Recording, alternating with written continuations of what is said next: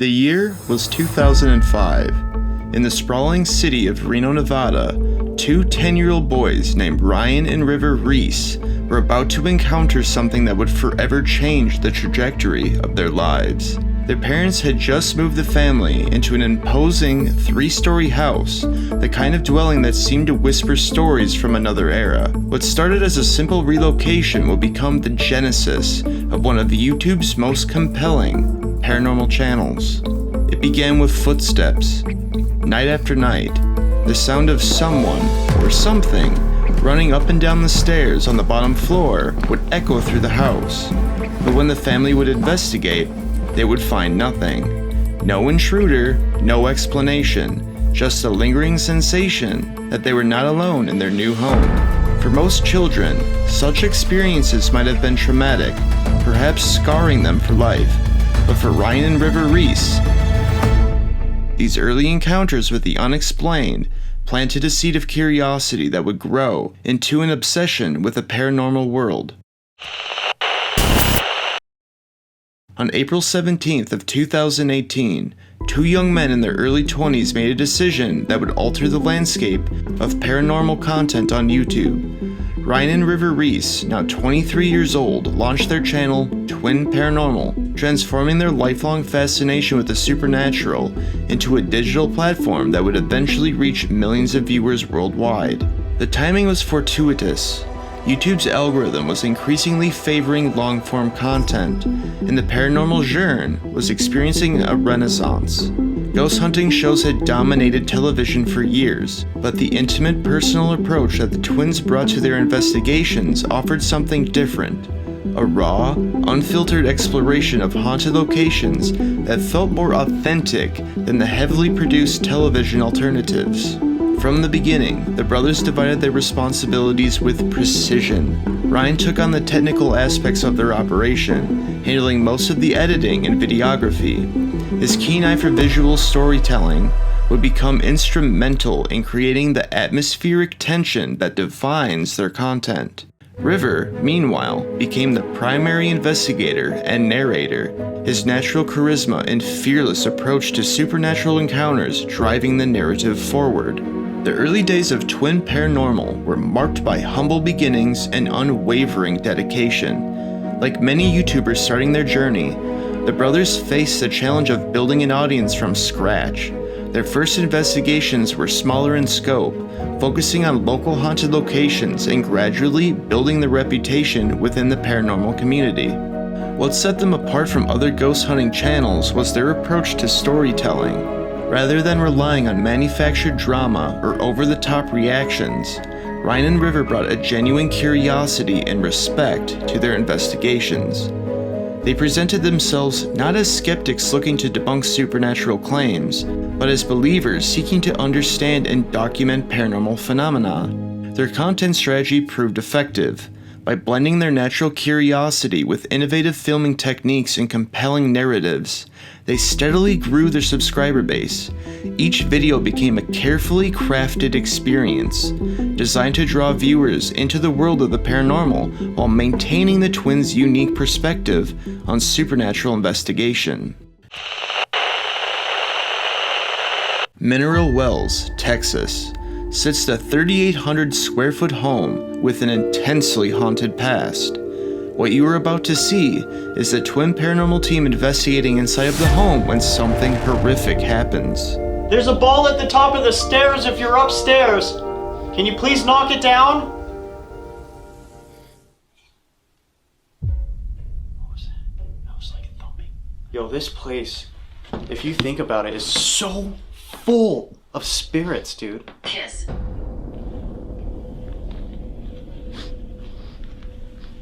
Well, they told us to. I was like, what's he doing? Is it okay if I lay in this bathtub? Can you please give me a sign if that's okay? I'd like to get your permission first before I just go and do it myself. These two twin girls are not terrifying at all, dude. Whoever said something out there, do it again, please. We want to hear your voice.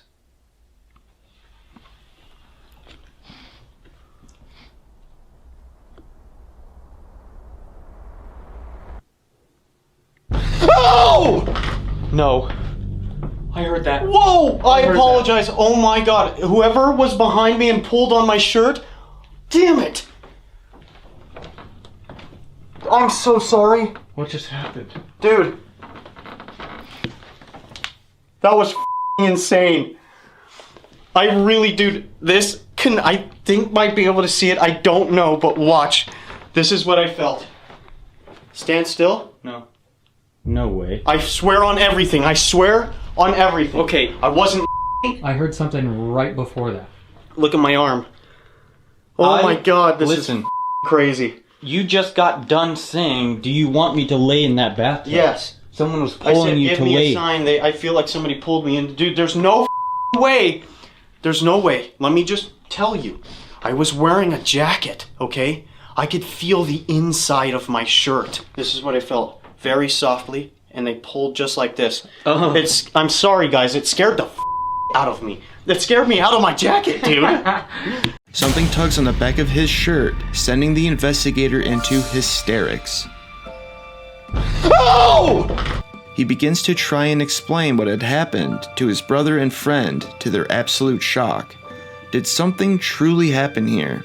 This was only the beginning of what would turn out to be a truly frightening night inside of the walls of the haunted Hill House.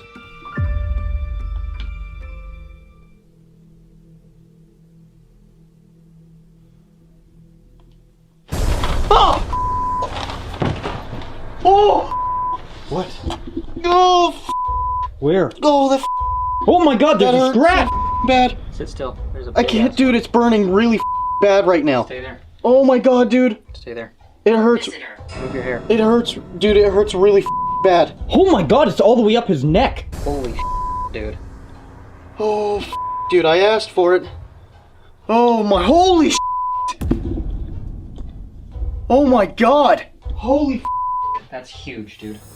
While investigating, something violently attacks the investigator, leaving a rather large scratch tracing from the bottom of his neck all the way to the base of his skull. While the team was panicking, one of their devices that is supposed to transmit words coming from the spirit realm mentioned visitor. Did something come in the room and attack him? Before packing up, something in the house gave them an ominous message. Please. Did you catch that? Did you catch that? Can we go? Can we go, please? What? Can you look at me real quick with the camera? That's exactly what they say. Look at I'm hanging right next to this thing. Let's go. That was it. Okay, we're leaving. Thread. Dude, I'm telling you, we need to go. We need to go. Just watch my back, please. I am. I'm watching. To any of the spirits here who did communicate with us, thank you. You cannot harm any of us. You cannot follow any of us home. Thank you for helping us. Thank you for talking to us. And thank you for showing us that you are here. During the end of their investigation, something can be heard saying the phrase, "Don't come back." This was the end of the rope for the investigators. They had enough and decided to pack up and leave the haunted Hill House. As Twin Paranormal's popularity grew, so did the scope of their investigations. The brothers began traveling to increasingly notorious haunted locations, each expedition more ambitious than the last. Their fearless approach to exploring abandoned hospitals, defunct prisons, and legendary haunted houses earned them the reputation as serious paranormal investigators willing to go where others feared to tread. The channel's growth was substantial and sustained. By 2025, Twin Paranormal had amassed over 1.1 million subscribers, with their videos generating more than 171 million total views. This remarkable achievement placed them among the most successful paranormal content creators on the platform, establishing them as a significant voice in the online ghost hunting community. San Antonio, Texas, sits one of the most haunted locations in the entire state, the Black Swan Inn. An old historical building erected on top of a Native American encampment and is said to be extremely haunted. The twin paranormal team, along with their friend and fellow YouTuber, your narrator, head to the location and begin investigating. A few creepy occurrences happen, and the team decide to take another shot at EVPs. What they capture is chilling. But it could be nothing, really. So I think what I want to do is I want to sit around this table and we'll try again. Okay. You guys ready? Yep. We're sitting here at the table. If you can please come and join us, speak as loud and clear as possible, please. Okay, this is EVP number 2. Did you just... No way. This isn't... The moment It's not you set that like... down. It's not movement sensitive. So you can like... I can move it, flick it, do whatever. That wasn't because of me. Do you want to move that chair? Yeah, we can. Just so that other camera can get all of it. There you go. Okay, here we go. Was there someone hung in that closet right there in the corner? That doll that's in the case, are you still evil? Do you have bad intentions? Uh-oh. What sort of bad intentions do you have planned for us? How many spirits are communicating with us right now?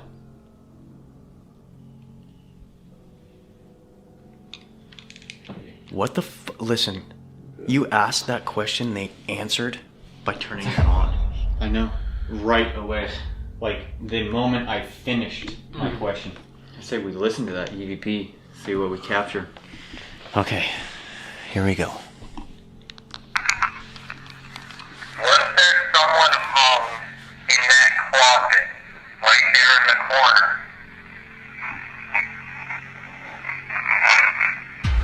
Closet? That doll that What the was Hang on. that? right there in the corner. Closet. Yeah. That doll That scares the out of me. are you still evil? Do you have bad intentions? Wait, wait. Wait, wait, wait. Do you have bad intentions?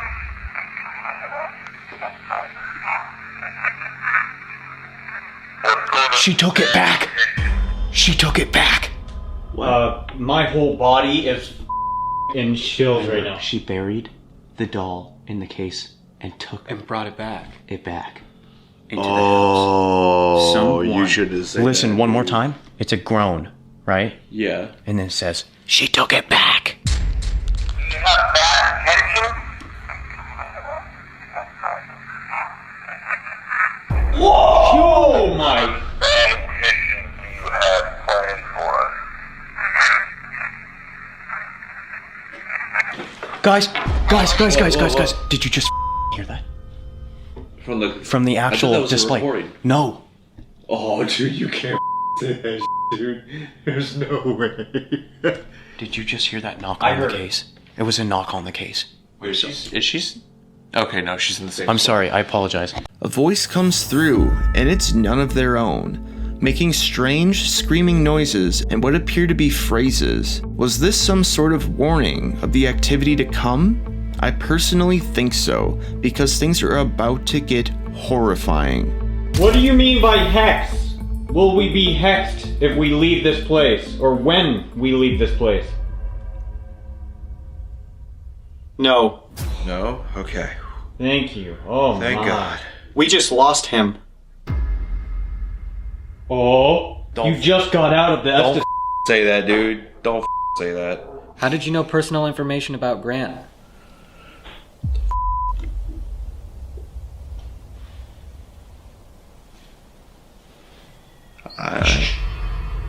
Get out. hear that? What the? You didn't hear that? Someone was No, screaming. no. Someone screamed, and then he just said, "Get out." Whoa. Who wants us to get out? Can you identify We're yourself? concerned. Other spirits talking to us right now. Maybe, yeah. Yeah. Concerned of what? Don't trust him. I don't trust him. The shadow figure. He killed the man. Oh my god, dude, my He body killed the man. is just frozen. You not. I didn't even tell you guys this in the history. One of the... Remember I told you there's Behind the soldier. Don't say that, dude. Don't Hurt him. Don't hurt him. Dude, I'm frozen right now. What do you want with Grant? Why are you so interested in him right now? Why is everyone wanting to get with me? What Yeah. did I do? No spirits can follow me home. He was chosen. Dude, don't tell me that. Don't say that. The tall man. Huh? You saw something. He saw it. Don't say that, Dude, dude. earlier she told us the story. Don't about say that. Not to Not- acknowledge it. if you see this entity in the corner of the room or anything like that, you don't mention his name. He's right there. Don't say that. Don't. Why would you say that? Why would you say that to me? Okay, try not to acknowledge it anymore. Yeah, we're good. Let's try, We're good. let's try. If there's someone in this room with us, can you give us a definite sign? Something that is as compelling as you can get. We just want to know where you are. Look at the door. I just looked at the door when it said that. Literally, as I was looking towards the hallway, he said that. If you are still in here with us, I'm not sure if you can reach Ryan from that box, but could you try and say something to him? Stop.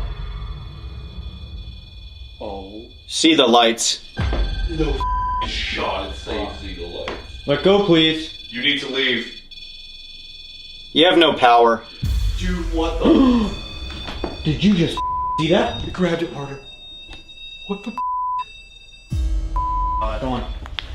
No, hey, dead ass. I'm in fight mode right now, dude. Let go, please. Hallway. The door. What the? I can't even stop staring at the door. Should we leave? They want him. You can't have me. In the case. Wyatt. What do you want from me? The door. Door. What? Yeah. That's 3 times. With windows.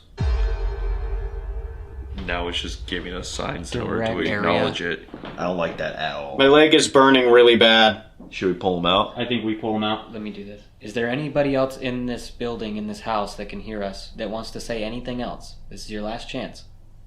Stay away. Good enough. That's pretty...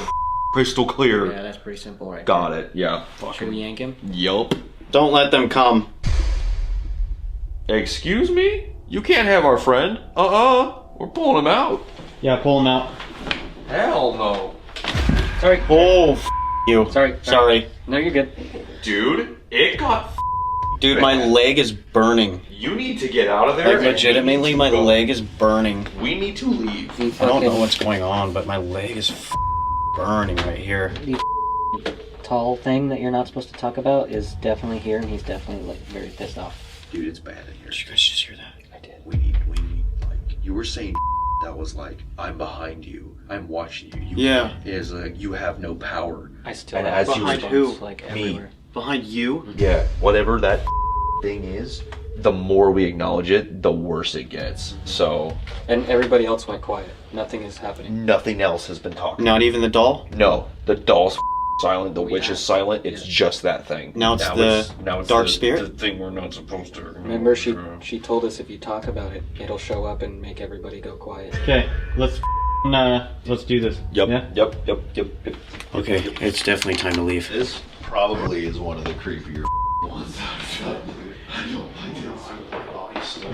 Oh, sh! Don't say that. What the hell? This probably is one of the creepier ones. Oh, sh! Don't say that. What the hell? What the? We got it. open? Did we get it? Wait. I got it, I think I got it. This camera can see it.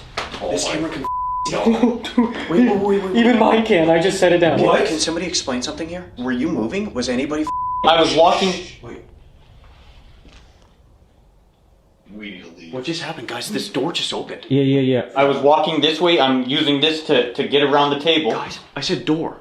I said door, right? Door, window. Dude. I said it in that order? Yes. Right? Yes? I think. Oh. Door, window. Yes. Though something or other trying. Do you think that that's what it meant? This door? We need to go. Like, there's no odds. This just happened. The team sends Ryan in and performs something called the Estes method. The Estes method is when a person wears headphones and listens to a spirit sweeper, listening and calling out any specific phrases they might hear. Now, the bizarre thing is that Ryan keeps blurting out phrases that he's hearing from the static, which seem to be in direct relation to what the rest of the team is talking about. Having enough, the team gets Ryan. Upon doing so, the door next to the doll in the case opens all by itself. What could have been causing all this strange paranormal activity within the walls of the Black Swan Inn? We may never know. Their success wasn't merely measured in numbers. The twins had cultivated a dedicated fan base drawn to their authentic approach to paranormal investigation. Unlike many content creators who rely on sensationalism or manufactured scares, Ryan and River built their reputation on genuine encounters and thoughtful exploration of supernatural phenomena. Belle Plaine, Iowa is the scene of tragedy some time ago in what is now considered to be one of the most haunted locations in the Midwest. The twin paranormal team decide to investigate and end up having a night none of them will ever forget. There was a horrible murder that had taken place inside this house in 1987, where the Fox family had unfortunately lost their lives by the son, Junior Fox. We came all this way to try and find out about the mysteries beyond these walls. What the Wait a second. Wait, what? That was weird. The son of the family, Donald Jr., he had murdered both of his parents. Whoa. And then took his own life. There was also another man and woman, years later, who moved into this house, and the woman had lost her life here as well. That is going all the way. There's no power in this house. Maxing out, yeah. There's no power in this house. No, look. I mean, wait, are any of these even plugged in? No. I have no idea. There are rumors going around the neighborhood saying that there is an entity that is kept inside this house that causes all of that destruction. Do you hear that? Yeah. The moment Nick bought this place, when he walked in, he said that he saw something standing at that door, peeking around the corner. Are you in this house?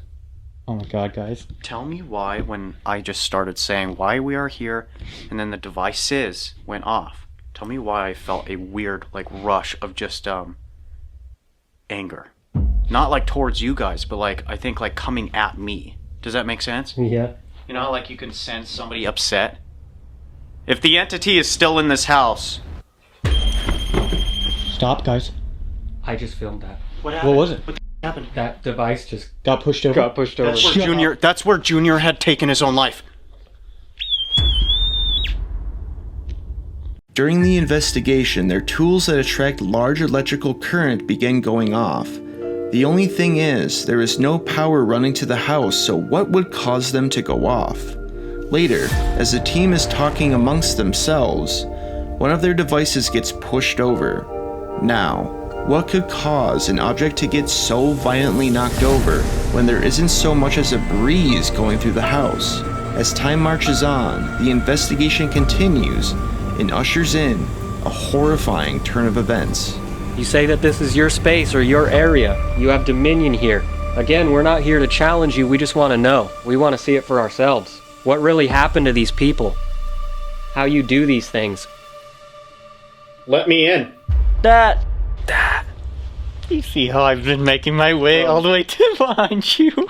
We're not gonna do that. We know what you might be capable of. Is there a way that you'll show this to us without harming anyone here? Taunt? Yeah, taunt. It's been laughing at us. Are you even strong enough to get in someone?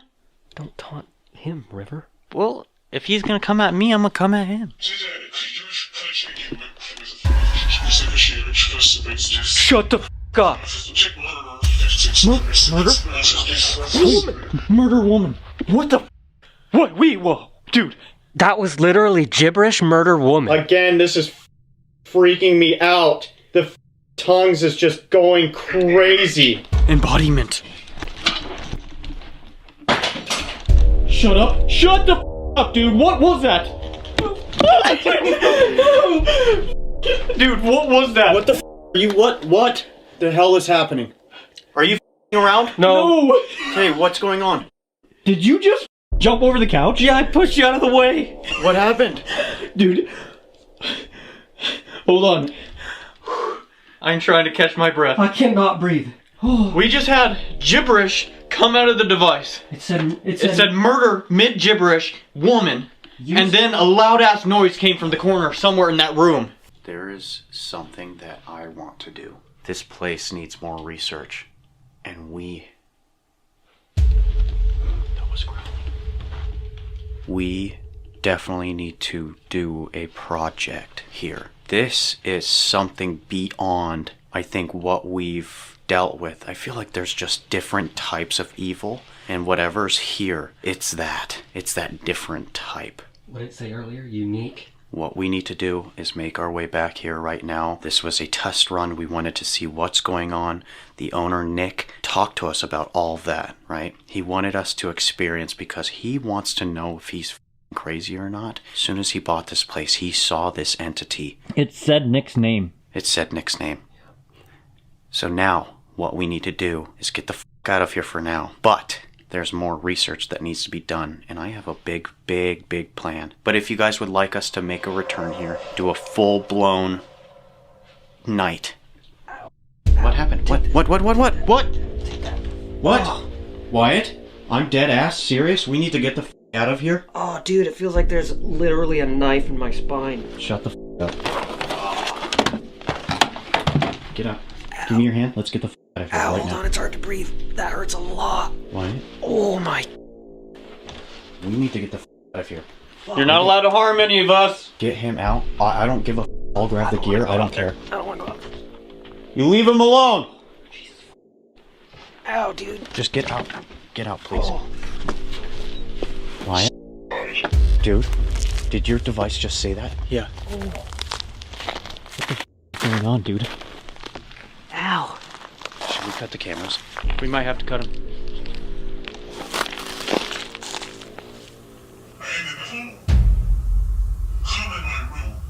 What do you need? What do you need? Oh, I don't know. I can do whatever you need. Do you want to take this off? Your jacket? Do you want to... You want to sit in the car? Holy sh**. We gotta go. Oh. Yeah. We have to go. We gotta grab our shit and like dip. Yeah. I cannot actually breathe. We have to go. Let's end this right now. Yep. We love you guys so much. We're just gonna end it. Yeah. I'm good. We're good.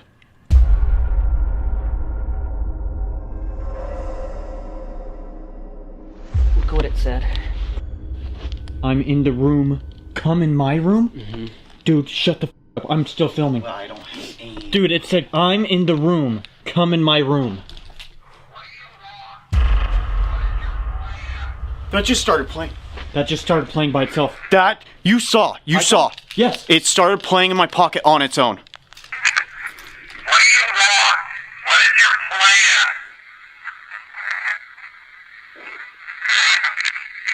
plan? Okay, that's it. You can't harm anyone. We're protected. You have to stay here. While one of them is under the Estes method, a technique used in an earlier clip, the other two investigators use a device that spits out words that supposedly come from the spirit realm. Now, what ensued was never supposed to happen. Their hardware glitches out and begins spewing many words in pure, gibberish. As the tension begins to rise, something in a room crashes to the ground, causing the team to flee into the adjoining room and letting their other team member know that they are there, and stopping the Estes method. The team begins to discuss how there is something different about this residence, how sometimes there are pure forms of evil energy, a different kind of evil, that could be residing in that house. Then, Wyatt begins to groan in pain as something begins attacking him. He seeks refuge on the futon as the brothers rush over and make sure that he's okay. They decide it's time to go, and on their way out of the door, an eerie message rings through the house, like a demented nightmare. I'm in the home. Come in my room. Not knowing what had been said, the team enters the house to gather the remainder of their electronics when they come to the realization of what was said when they were outside. Soon after, their device that captures EVPs begins to start playing on its own in his pocket. You can hear them ask what it wants. The answer: to kill. This has to be some of the creepiest footage this channel has captured without a doubt. Today, Twin Paranormal stands as a testament to the enduring human fascination with the unknown. Ryan and River Reese have transformed their childhood encounters with the supernatural into a platform that reaches millions of viewers worldwide, each seeking their own answers to the mysteries that surround us. The investigation continues. Please go over to their YouTube channel that's linked in the description and subscribe. These gentlemen surely deserve it. Thanks for watching, and I'll see you on the next one. Jackson and Joe once again. Us away, but we're not scared either. We're gonna start off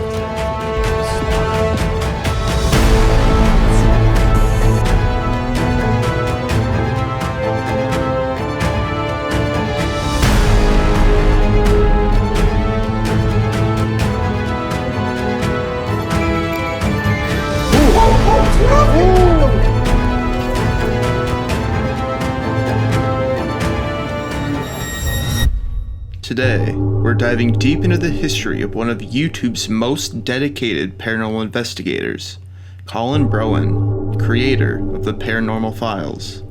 This is the story of how a young horror film enthusiast from South Dakota became one of the most influential voices in paranormal content on the internet.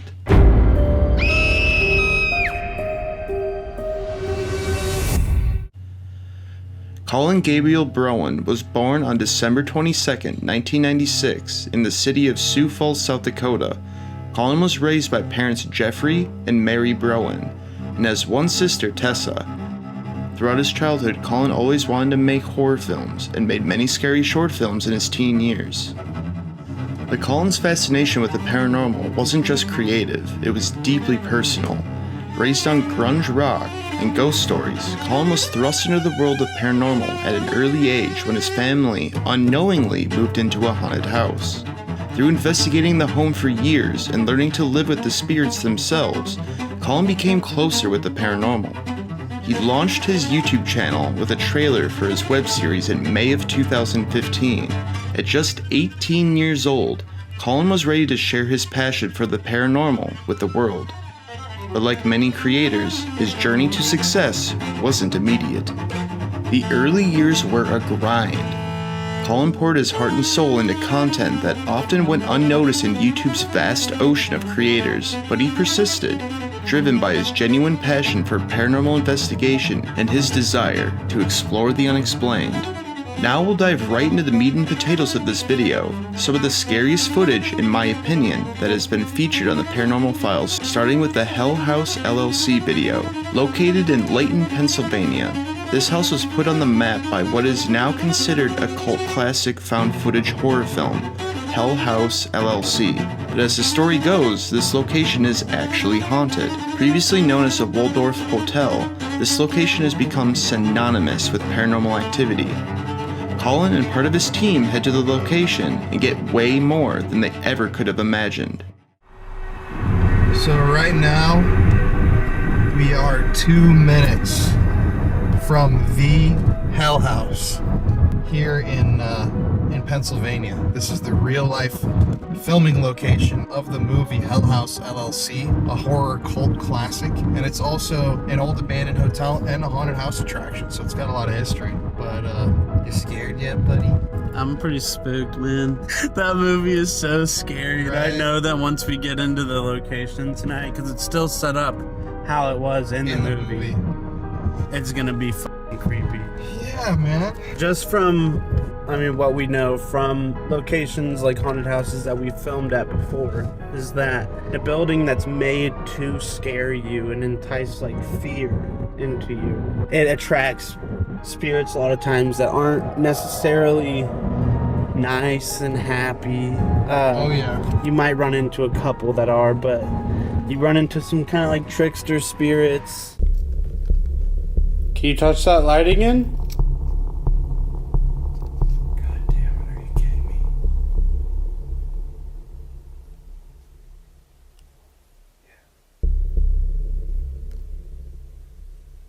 Yeah, just for context.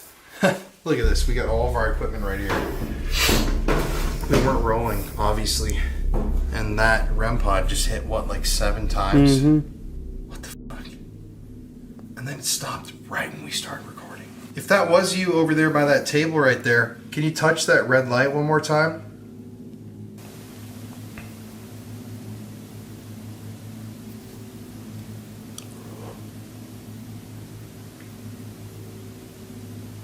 God, that was weird, bro. God damn it, we weren't recording either. Okay, we're gonna finish setting all this up and then begin our investigation. Oh! Woo! Oh! Woo! Yo, check that out. Check that out right there. This thing just picked up something walking in too. Oh! Music box.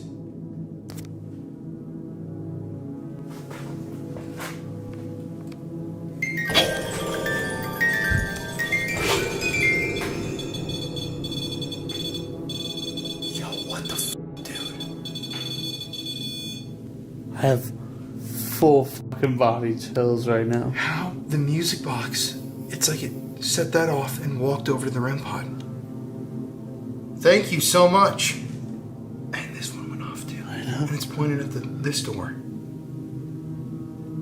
That light is flickering. Do you see that? Am I going crazy? No, you're not going crazy. It's straight up. And it already dropped a bar. At least we got that on camera so people know we're not crazy.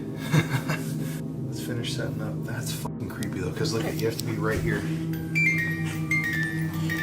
You have to be directly in front of And then with the REM pod, everybody knows you have to be. Oh, look! Ooh. Oh, it's going off here! What the fuck, bro? What the fuck? Oh, look at it!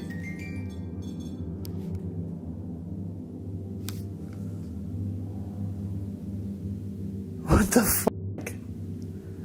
And also, We don't even have any of these other devices set up. we're reading like Look at this. huge Baseline. EMF spikes. Once again, all I'll say to that is that using a device like a K2, that is not proving that there's a ghost here. That... Yo, what the fuck is happening, dude? What the look at... Bro, what the fuck is happening? This is fucking This is not crazy. This is not an EMF device. That's absolutely insane that it's tracking somebody walking in through the door and over to the REM pod. But it's like a repetitive motion. They're walking back. It's every time I turn my back to right here. God damn, we can't even set up shit in this.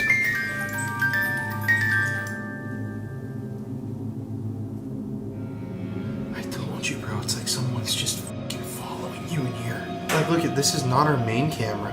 We don't have any of our equipment. We only brought We're this just- camera in here for a light. We're just like, oh, let's set it up. My camera's out there.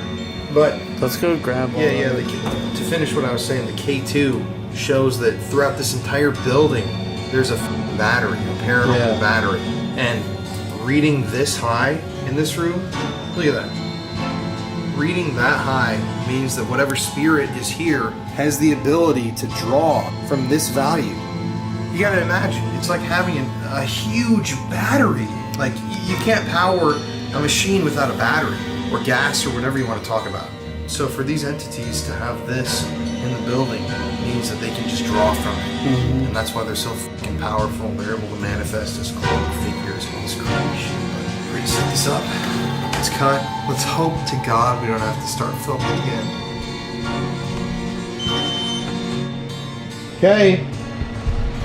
You said you'd move something. Can you move something very loud for us? We'll come and find you.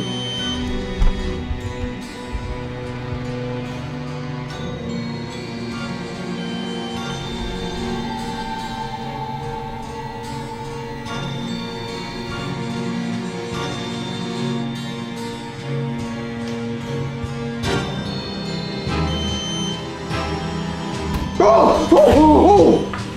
What the fuck, bro? What the fuck? What the fuck was that? Hello? Oh! Oh! Oh! What the f***, bro? What the f*** was that? Oh! Oh! Oh! Oh! What the f***, bro? What the f*** was that? The Crescent Sanatorium. The facility began with a land donation by steel tycoon Andrew Carnegie in 1910, who sold the land to Pennsylvania for just $1 in 1911. The sanatorium officially opened in January of 1913 as a tuberculosis hospital during an era when the disease was a major public health crisis. For nearly 70 years, Crescent Sanatorium served Pennsylvania as a tuberculosis hospital, a ward for the developmentally disabled, and as a prison. The complex is notorious for its paranormal activity. The tunnel system beneath the complex has become known for strange sounds echoing through its darkness, ranging from unexplained bangs and knocks to distant voices. Countless patients and people who have passed through Crescent's 100-year run are said to haunt the buildings. The Paranormal Files decided to make a video on the location, and you will not believe what they captured. Alright, I'm gonna ask, can you do something very strong for us, just to let us know that you're here, like a loud bang or a knock, kind of like you've been doing?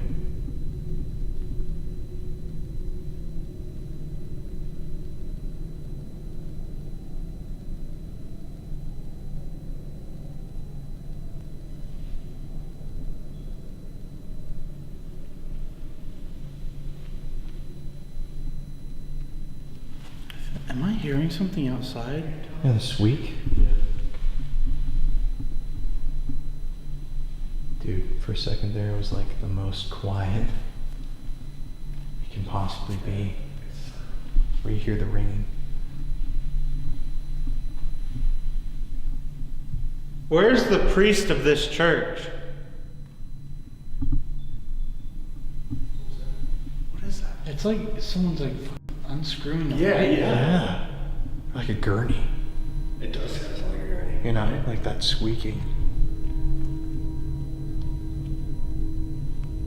Could be a gurney, could be a wheelchair. Mm-hmm. I mean, just because a patient was in a wheelchair doesn't mean they wouldn't come to church. Yeah, you exactly. know? We've been told that people hear your voice a lot. Can you say something for us or yell?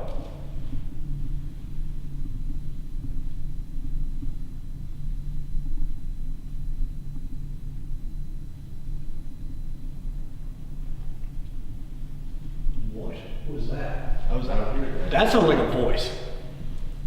Dude, that literally sounded like talking. Did you hear that? Where? I can't tell if it was coming from the tunnels or like It from sounded like it was behind you, so out this door, like you said out that way. Yeah. It literally sounded like 4 words. I couldn't make out what it said. I was like, it sounded like a guy's voice. Though. Yeah. It was the. Can you come into the chapel with us?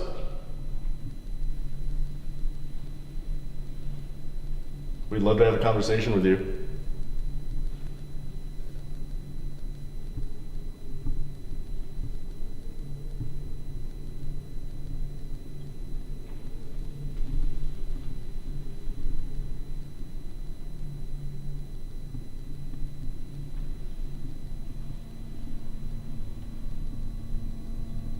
Is the priest here?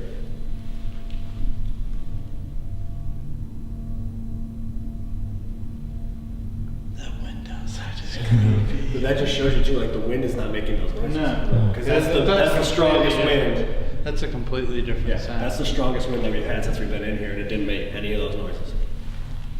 Yo, it's way too quiet in here. It's like they're getting a feel for us. Yeah, it's like the kind of quiet where like it's thick. Yeah. We've already experienced that phenomenon. She talked about on the tour, though, being surrounded. Yeah. That they're just kind of feeling us out. Mhm.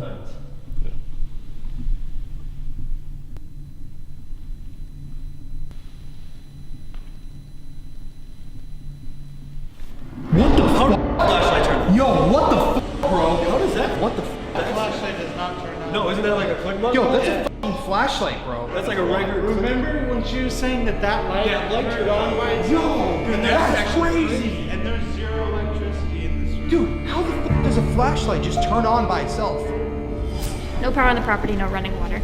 The light, and that light flashed one night. Just one single light, and the group that was in here had no idea that there was no power. It freaked them completely out, and we were all very, very excited just to see that happen. Do you want us to go down to the tunnels? You can light up one of these toys just by stepping towards it. If you'd like us to go down, we can turn the flashlight on.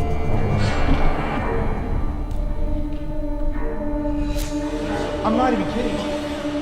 How does that happen? That's literally a click button flashlight, dude. Like, how do you... Bro, that is the wildest thing. The Murder House. Known as the Belle Plaine Murder House, the home was once made for railroad constructors and has seen at least 3 horrific events within its walls since the 80s, and it seems the darkness behind it has left a mark. The house has become notorious in paranormal investigation circles and has been the subject of multiple YouTube videos and paranormal investigations.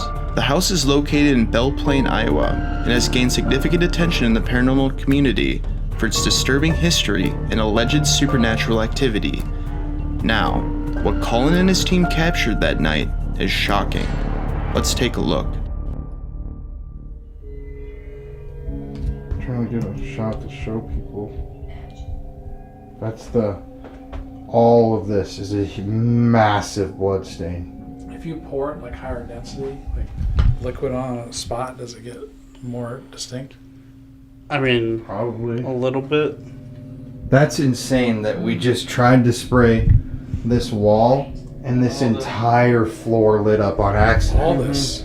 It's like you don't even know what in this house is covered in blood because it's all covered in blood. You can't even see it. What? It was just like a big loud noise out here. It was like a Hello?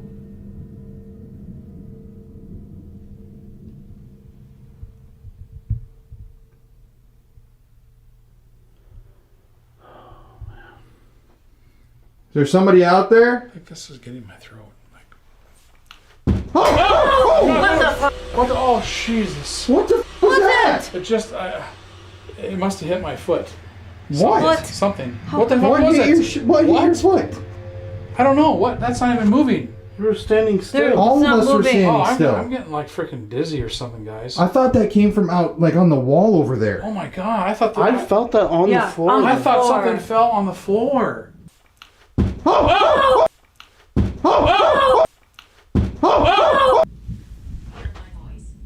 What the hell? Oh my God. What the f was that? No, actually though, what I know. was that? What was that? I know. I'm just like, Dude, isn't that creepy that we just found the blood on the floor and you guys felt that on the floor? Yes. Yes. Wait, nothing could have fallen though.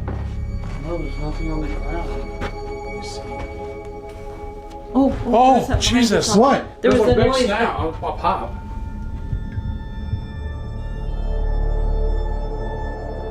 What the hell was that banging? Like a ball, like a medicine ball. Felt like to me. Uh-huh. Yeah, that's what I'm saying. The Magnolia Hotel. The Magnolia Hotel began as a 2-room log cabin built in 1840 by James Campbell, who was one of the original Texas Rangers who bravely fought against the Mexican Army and Comanches for Texas independence. The hotel has since garnered quite the reputation for being the home of many different ghosts and also a murderer by the name of Mr. Devers, who now allegedly haunts the Magnolia Hotel. Here is some of the shocking footage Colin has captured at the hotel.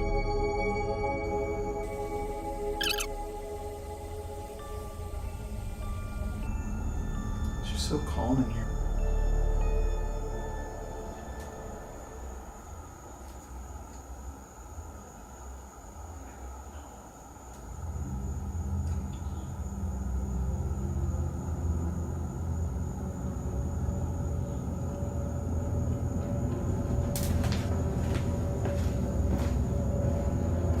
Hello?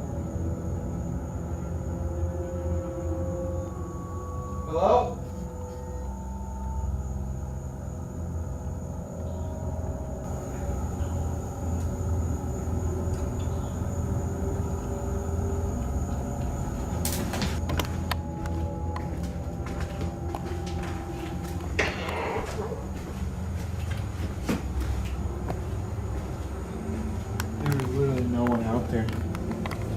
honestly, I could see the whole street.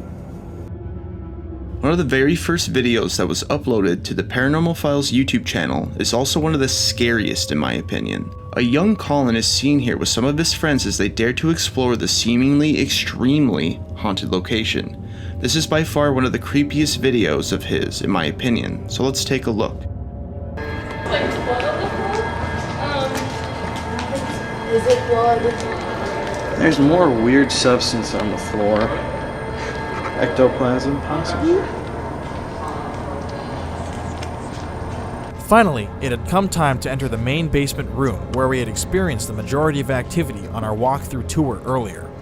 We had no idea at the time, but what we were about to experience and document would go on to become some of the clearest evidence of the spirit world's existence to date. We were in for a hell of a ride.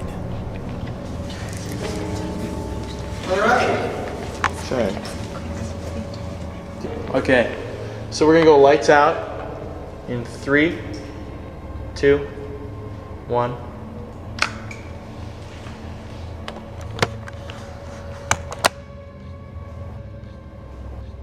Hey! We're back! Don't move around. Holy f***. Oh my god. Did you hear that? I heard like a deep... It just went... For the first time that night, we had just heard a deep male voice responding to my question from across the empty room. We were horrified. Listen closely for the voice. We're back! Don't move around. Don't move around. Don't move around. Hey, hold up. We like that sound you just made. We like that sound you just made.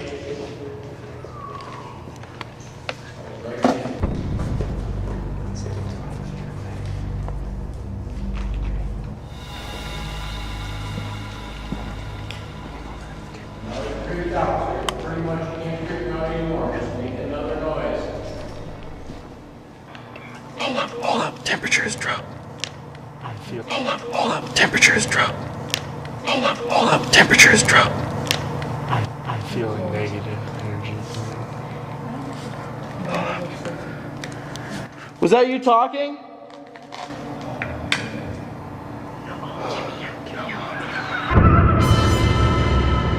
Without even expecting an answer, the same deep male spirit voice had responded to my question, deeply shocking us all. Was that you talking?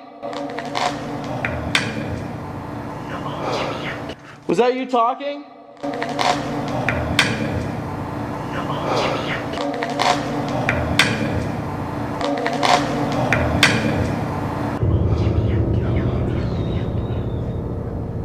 We should have brought salt. As we awaited anticipatorily alone in the basement, waiting for our guide to return, we heard a door open and close. It was Shar. Shar. Shar. Shar. We're not running! I want to stay in here with Can we talk on the bright side? I have a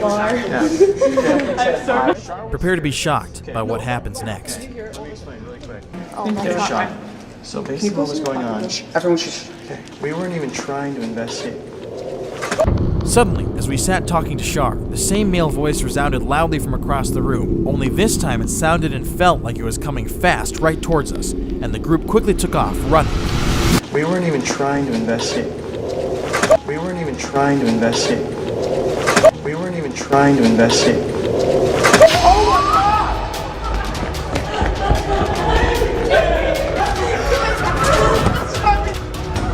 God! Goodbye. Sorry. Stop. Stop. At the time, none of us could comprehend the full extent of all the activity we had just captured, and we were about to capture more. Feel my heart. Can you shut that door for us? I shut the door. No, we need to get out of here. We need to get out of here right now. Take a look at Shar when this spirit voice is heard yelling through the door. As you can see by the footage, Shar reacts to hearing the loud male voice by turning and gasping loudly from shock. Listen and watch closely.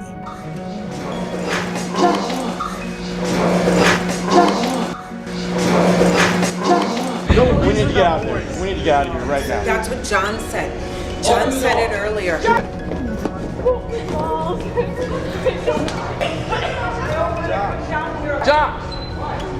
Now, what set Colin apart was his approach to paranormal investigation. Rather than relying on jump scares or manufactured drama, he focused on thorough research, respectful investigation, and genuine curiosity about the supernatural. The Paranormal Files is a serialized paranormal investigative show dedicated to exploring various paranormal topics that have currently been left untouched. Maybe you're not much of a fan of the paranormal, but would rather listen to scary stories and conspiracies. Well, Colin has you covered there too. He launched a podcast called The Conspiracy Files, where he takes you into the realm of some of the most horrific and downright dangerous conspiracies imaginable. What makes Colin's story so compelling isn't just his success, but his authenticity. The quest to find answers about all things paranormal is a driving force that makes each one of these paranormal researchers go where most people are terrified to go, and to chase things that go bump in the night. From a young horror film enthusiast in South Dakota to one of YouTube's most successful paranormal investigators, Colin Browen's journey represents the power of passion, persistence, and genuine curiosity about the unknown. The Paranormal Files isn't just a YouTube channel. It's become a cultural phenomenon that has introduced millions to the world of the paranormal investigation. His story reminds us that in the digital age, authentic passion can still break through the noise, and that sometimes the most successful creators are those who are willing to explore the places others fear to go. If you enjoyed this video, please be sure to go over to either the Paranormal Files or the Conspiracy Files and subscribe. Honestly, him and his entire team deserve it. Thanks for watching, and I'll see you on the next video.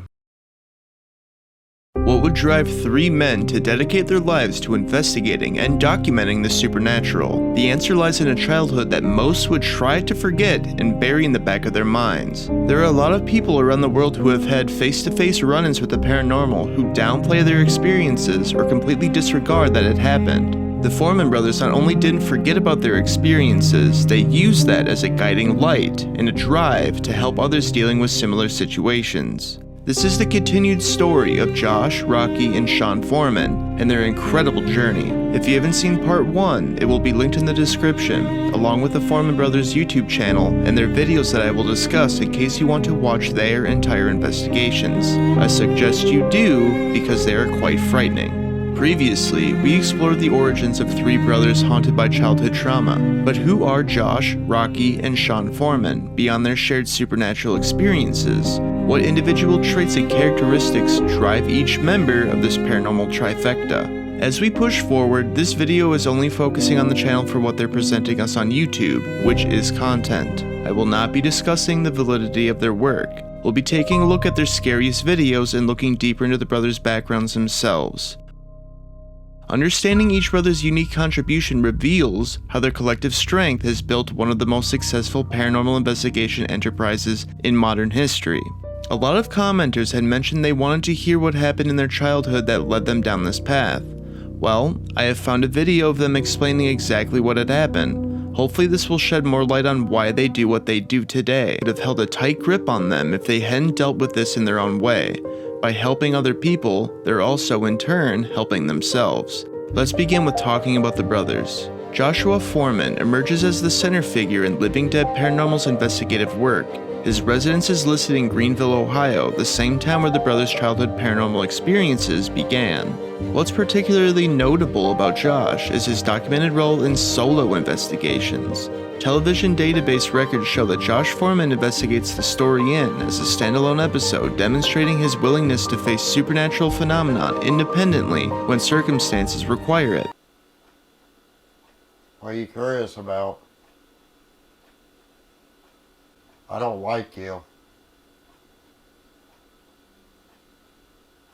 Okay, so we're going to bring Ethan and his mom back to the house and see how things change with him here. I don't want to discount anything they're going through right now. So we're going to go check on Sean, see how he's doing.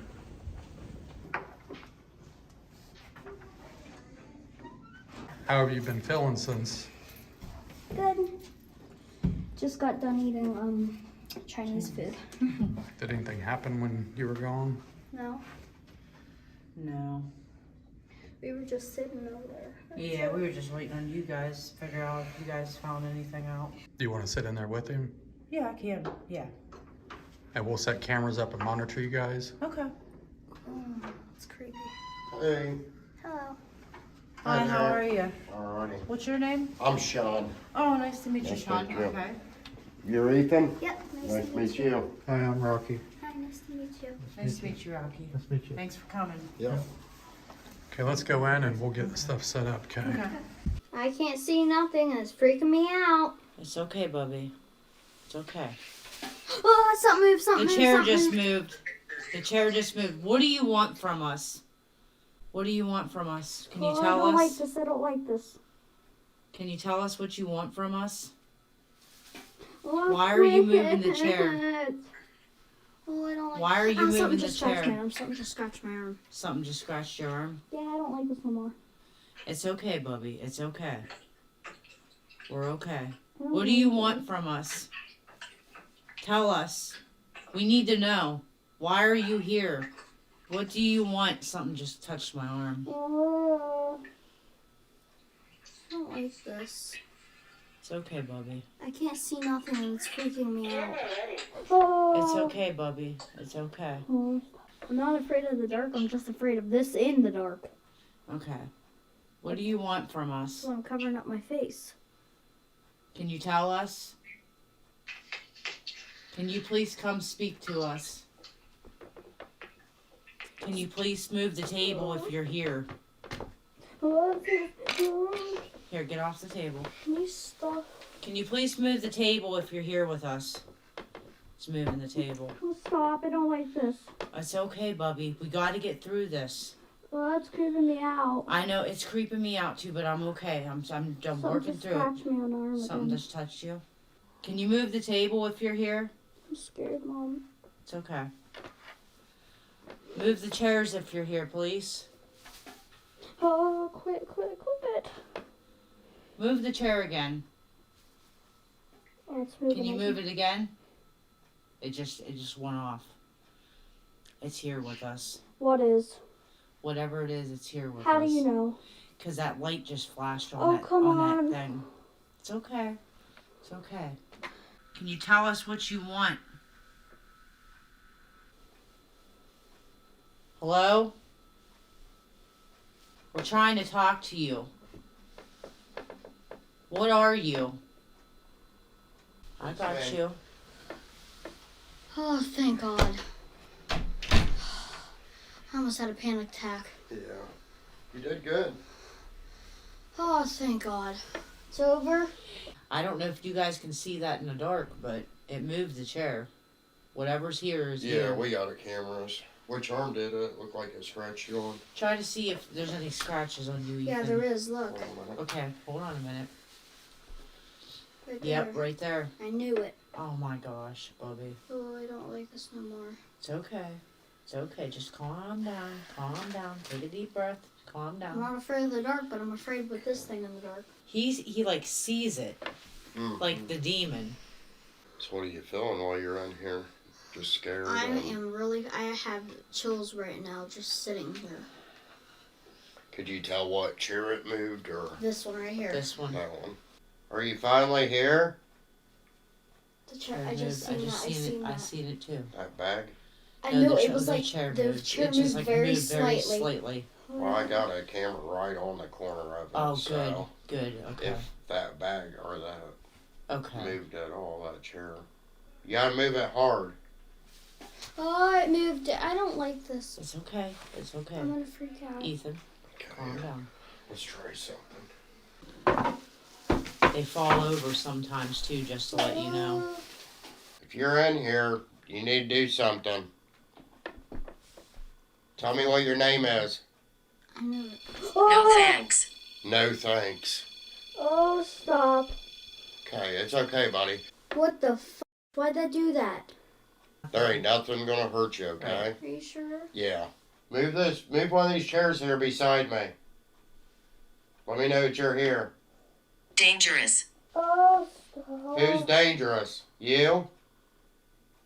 A young child is supposedly under the influence of supernatural entities, and the family had been seeking help to try and rid the negative spirits away. Now, there were some interesting things that had happened on camera, an array of activity from chairs and the table moving to even the young man getting scratched. Some commenters have pointed out that the mom seemed to be over-exaggerating some of the claims, stating that the child could see the entity when the boy clearly had mentioned that he cannot. The commenters also pointed out that the investigators called this out towards the end of the video. What happened that evening was something horrific, and I'm glad they were able to document the case. Sean Fourman maintains the most visible social media presence of the three brothers, operating an Instagram account that has attracted over 9,000 followers. His profile identifies him simply as a paranormal investigator, reflecting an approachable, down-to-earth presentation of their serious work. Sean's choice to maintain such a public digital presence while his brothers focus on other aspects of their operation demonstrates his role as the public face of their mission. His nearly 10,000 followers represent families and individuals who have found connection and possibly assistance through their paranormal work, which we'll take a look at in a little bit. A woman named Vicky had reached out to them seeking help with an ongoing haunting, so they, of course, decided to help. Let's hear a bit about the case and then we'll jump into the clip. Sometimes the interviews with people who reach out to them are so intense that the emotions of the subjects run wild. A woman seen here has been dealing with something she claims is taking over her life. In a last-ditch effort, she reached out to the Fourman brothers to help her in her time of need. They came to the house and had a night they wouldn't forget. Not sure what exactly wanted, so. Over here on Josh, what do you right in front of want? this one. Hey, what do you guys want? Yeah, right in front of that one would be good. Alright. You got it. You don't mind being on camera, do you? No, I don't mind. Like, she was sitting there talking about, you know, always wanting to stare at that closet. That's what I was feeling like. Like, right now, my body's shaking. You know what this reminds me of, this house? Almost reminds me of Don's. Not quite that level. Oh, yeah. But it's definitely got, like, a deep oppression feeling in here. Okay, there wasn't no flies or anything in here when we was just doing this. Mm-mm. Just felt something touch my... It felt like somebody pressing their finger, like, on it, but, I mean, it wasn't hurting, but it felt like something, like, say, a fly just landed on you or something, but I haven't seen no bugs in this place whatsoever. What's that? Did you hear that? It's like a man laughing. Yeah. Who's laughing?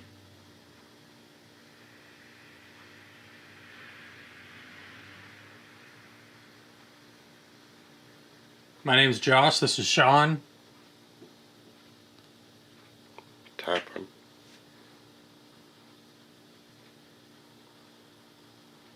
We've been up against things like you before.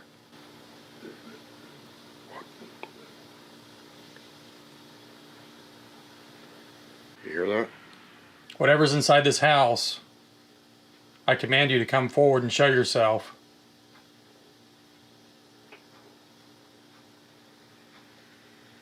If you're in that closet, come out.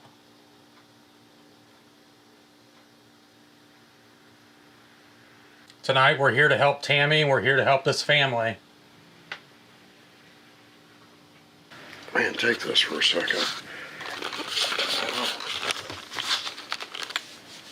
Something keeps freaking, like, poking me.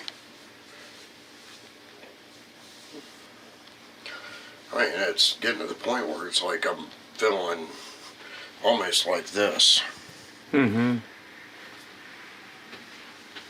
This time it was over here, but that actually started hurting a little bit.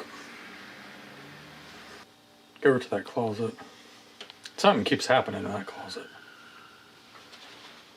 Is there somebody in here?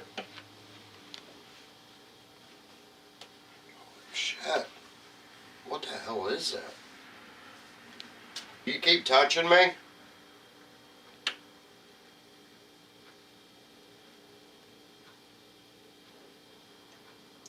Tammy said she felt like you knew we was coming. Did you live at the house next door?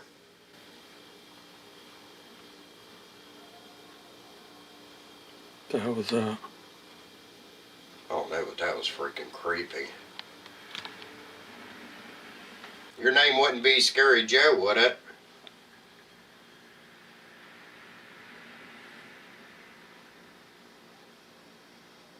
Would you come over here to see the woman that lived here?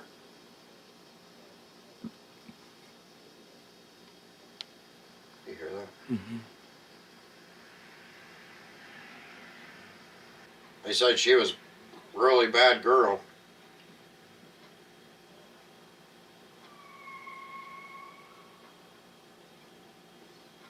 If you are Scary Joe, did you just come over here to do drugs? Get back in that closet. Is that why you're so bad?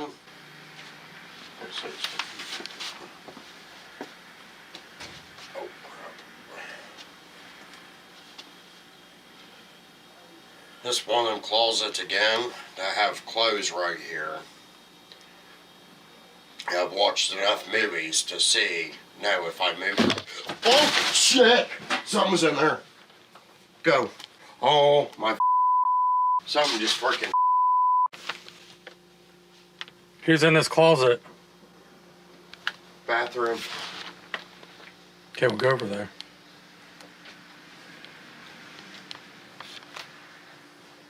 Are you in here?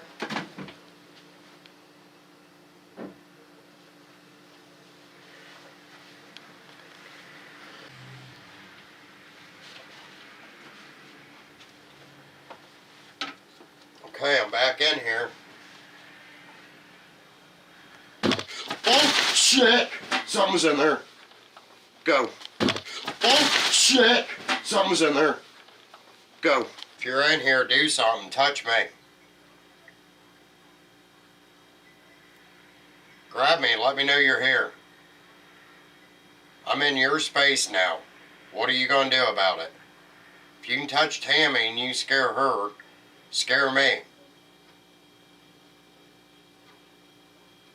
Paranormal activity can come in many forms, but one of the scariest forms is the audible, right up there with the visual. He heads into the closet pantry and begins to ask questions since they had heard tapping coming from the door. Soon after he enters the room, a really loud bang can be heard, sending the investigator flying out into the adjoining room. What could have caused something like this? To see the entire video, it's linked in the description of this video. I would suggest watching it. It's powerful. Living Dead Paranormal demonstrates how authentic personal experiences can be transformed into professional assistance for others. Their approach, beginning with genuine childhood experiences, developing systematic investigation skills, building audience through documentation, expanding to multiple platforms, and maintaining community connection, provides a model for ethical paranormal work. The Fourman brothers have constructed a comprehensive paranormal investigation organization that spans multiple platforms, serves global audiences, and maintains sustainable operations. Their transformation from traumatized children to professional paranormal investigators represents successful healing through service to others facing similar challenges. Head over to the Paranormal Nightmare TV YouTube channel and subscribe. The team deserves it. Thanks for watching another episode of the Horror Expo, and I appreciate your time. If you enjoy videos like this, please give it a like and subscribe, as every little bit helps. Also, we just started a Patreon if that's your kind of thing. Thanks for watching, and I'll see you on the next one. In the rolling hills of the Ohio Valley, where the shadows of America's past run deep, a group of investigators has dedicated their lives to exploring the mysteries that lie beyond our understanding. This is the story of Paranormal Quest, a YouTube phenomenon that has captivated over 200,000 subscribers and spawned a successful multi-season series on Amazon Prime Video. It all began with a 14-year-old boy, a digital voice recorder, in a haunted prison. Ryan Zackrell, a native of Moundsville, West Virginia, first encountered the paranormal in 2008 during his freshman year of high school. The West Virginia Penitentiary, a maximum security prison that operated for 129 years, would become the catalyst for everything that followed. This fortress of stone and steel housed America's most violent criminals and witnessed untold horrors within its walls. Ryan's first ghost hunt was led by Lori O'Neill, a paranormal guide at the penitentiary who opened his eyes to the strange and unexplained events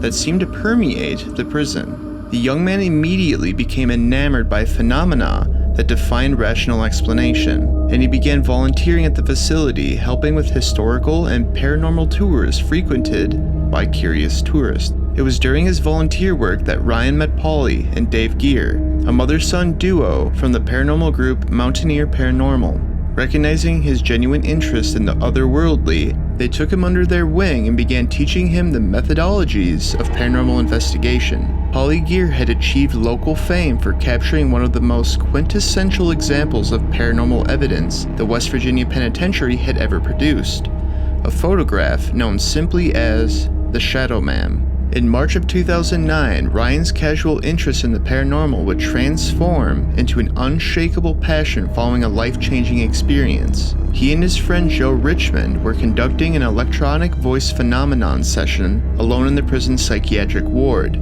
when they encountered something that would haunt them both forever. The sound they heard was deafening. Ryan later described it as waves crashing over them. The sheer volume was so intense and palpable that both young men sat in stunned silence, frozen by what they had just experienced. When they finally gathered the courage to review their digital recording, they discovered something far more disturbing than the initial blast. Embedded within the audio was a softer sound, like plastic and metal striking concrete floor, followed by a faint but unmistakably human voice saying, "I told you not to make a move." The implication was chilling. Had they just recorded the echo of a shotgun blast from the prisoner's violent past? They were completely alone in the ward, yet the evidence suggested otherwise. This experience cemented Ryan's dedication to paranormal investigation. He had discovered his calling, and there would be no looking back.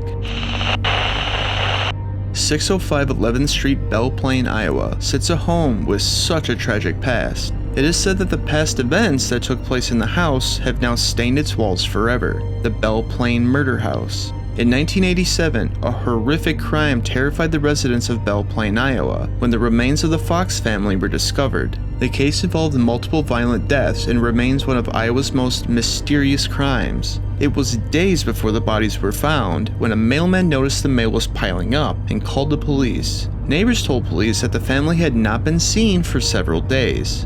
To this day, no one knows of a motive, and the secrets of their house are buried with the Fox family. The lack of a clear motive for Donald Fox Jr.'s actions has left the community investigators puzzled for decades. The Belle Plaine Murder House represents one of Iowa's most mysterious crime scenes, where multiple violent deaths have occurred over the years, leading to its reputation as a deeply haunted location that continues to attract paranormal investigators seeking answers to the unexplained tragedies that unfolded within its walls. Let's follow the team from Paranormal Quest as they investigate this notorious house.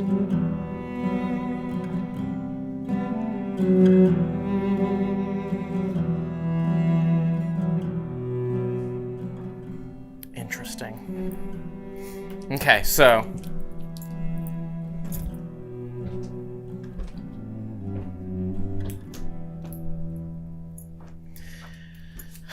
let's go ahead. I think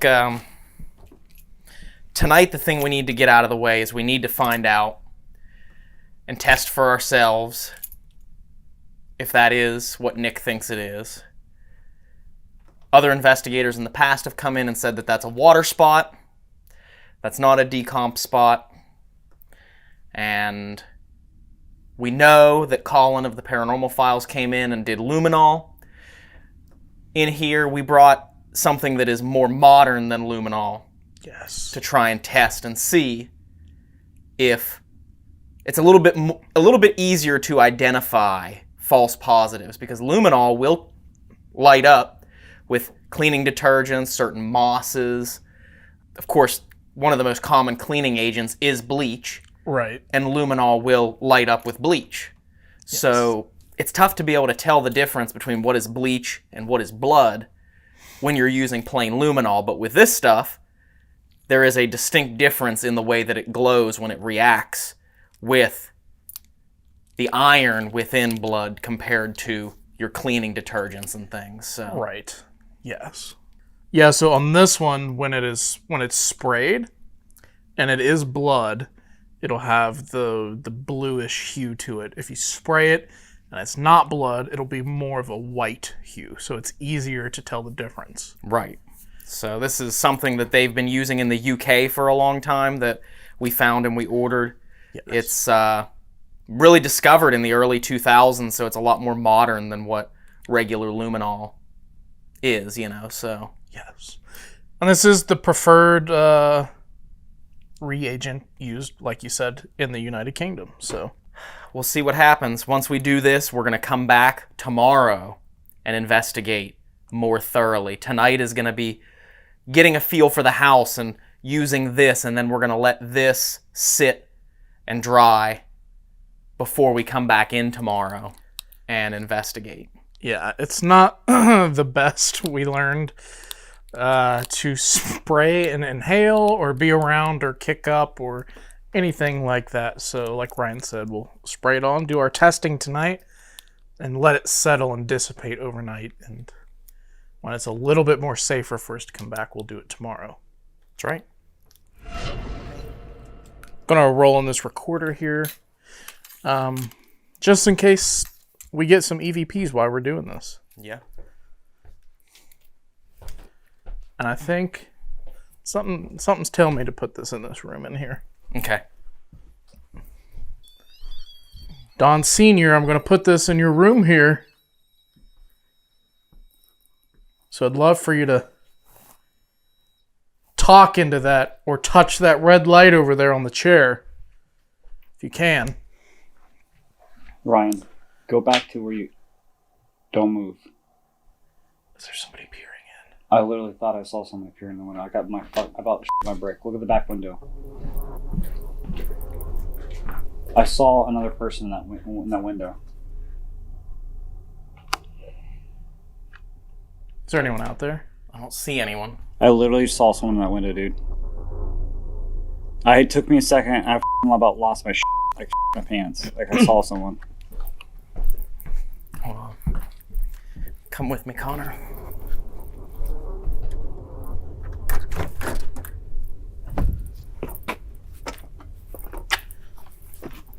I'll watch the door.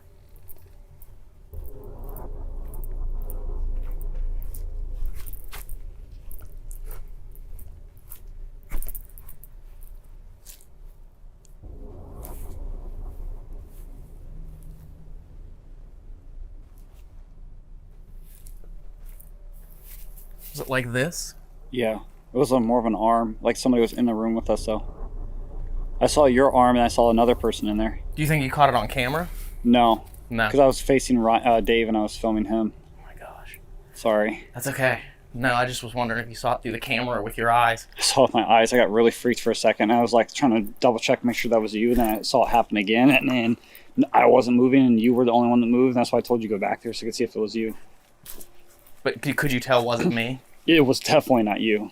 That is weird. Nobody's back there. Yeah, I just got really freaked out. I'm sure. I'm sorry. I shouldn't talk. I don't want to say anything because I'm just filming you guys, but that really freaked me out for a second. No, like I said, if you see something or you experience something, we definitely want to know about it. So. Well, listen. When we were filming earlier, I thought I saw somebody standing outside of this window. It was just a black outline, but I didn't say anything because I thought that maybe it was just somebody walking by or something like that. And I didn't say anything, but I'm bringing it up now because you saw that over there. What if that is a phenomena that happens here? I mean, it's possible. I mean, it is highly probable as well that there could be locals that see us in here and they just come and peek in the window like, what are they doing, Sure. But that's twice now, and that time I went pretty quickly, and there's nobody in the general vicinity back there. Mm-mm. I would have seen someone on the drive, on the alleyway here. I would have seen someone walking, in between the houses or something, and there was nobody back there. So, and that's why earlier when we left, I walked over there and looked down that way. I don't know if you remember me doing that. I do, because that was when the camera shut off. Yes. But I didn't say anything because I didn't want to bring it up. But that's why I walked over there. Anyway, I don't know. While investigating the home, the teammate thinks that he had seen somebody standing outside of the house, peering in through the window. They make their way outside to find the trace of nobody being there. Later, we hear from another investigator who claimed he had thought that he had seen something quite similar earlier, but decided not to bring it up until then. What are the chances that they had seen something paranormal, or had there been a creeper peering in on the team? You decide. In September of 2010, Ryan established Paranormal Quest with two of his closest friends, Dave Gear, son of his mother Polly, and Steve Hummel. What started as three young men with basic recording equipment would evolve into one of the most respected paranormal investigation teams in the field. The core philosophy of Paranormal Quest was simple: approach every investigation with respect, maintain scientific skepticism, and document everything. As their reputation grew, the team expanded to include Jason McKinney, whose own experiences and dedication to this field made him a natural fit for the group's methodology and ethics. The trio began creating documentary videos to allow people to follow along on their investigations. What started as simple recordings would eventually become a multimedia phenomenon spanning YouTube, Amazon Prime, and even earning features on travel channels Paranormal Caught on Camera. The Paranormal Quest television series officially launched in 2018 and has since published multiple seasons available on Amazon Prime. Their YouTube channel has grown to over 200,000 subscribers, with hundreds of investigation videos documenting their encounters with the unexplained across the United States.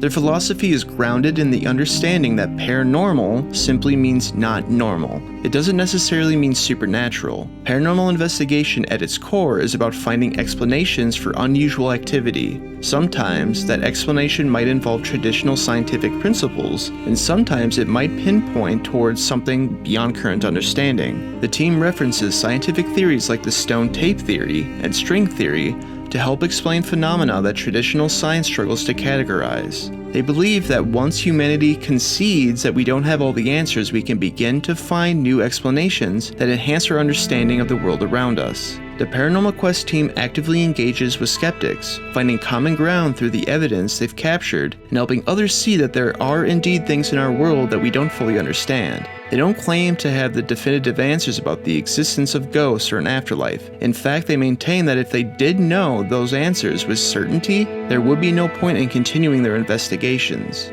The team's equipment arsenal has evolved significantly since Ryan's early days with just a digital voice recorder, but their core philosophy remains unchanged. Start simple, learn through experience, and always maintain a critical mind. They advise aspiring investigators against spending thousands of dollars on fancy equipment, emphasizing that some of the most compelling evidence was captured with basic recording devices. Like any serious hobby or professional pursuit, paranormal investigation requires learning through hands-on experience. The team believes that understanding how to properly use and interpret data from equipment is far more important than owning the most expensive gear available. Perhaps most importantly, Paranormal Quest has built their reputation on a foundation of ethics and respect. They emphasize that there are numerous haunted buildings, cemeteries, and public spaces where permission can be obtained to perform paranormal investigations. The team strongly condemns trespassing on private property, noting that such behavior is not only disrespectful and dangerous, but it's also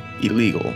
Today, Paranormal Quest stands as one of the most respected paranormal investigation teams in the digital space. Their dedication to ethical investigation and scientific methodology earned them the Gold Award in the 2020 Paranormal Entertainment Award, recognizing their contribution to legitimate paranormal research. The Old Chestnut House located in Manchester, Kentucky. The Chestnuts lived in a very well-off home in Manchester, Kentucky in the early 1800s to 1900s. This 200-year-old home had a rich history as well as a very active paranormal quality. Samuel and Rachel Chestnut moved to the area in the 1830s and lived in what is now known as the Old Chestnut House. Many generations of the Chestnuts lived and passed on in the house, many of the children ranging from only weeks old to a year old. All the spirits are said to now haunt the house, and Paranormal Quest wanted to have a unique experience all their own. Gotta set up the camera, some equipment with the camera downstairs, and then we'll be ready.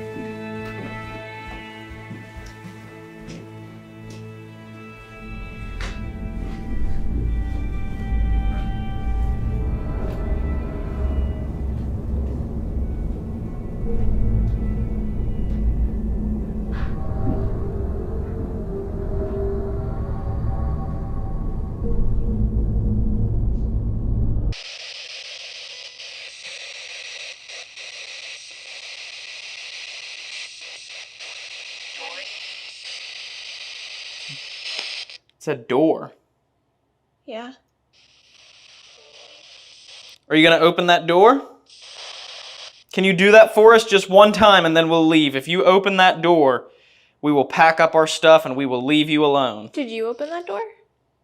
Is it open? Yeah. No, you did, I think. When we were setting up the piccolo, you said you wanted it facing the door and you opened the door. Yeah, but then I closed it. Did you? I'm pretty sure.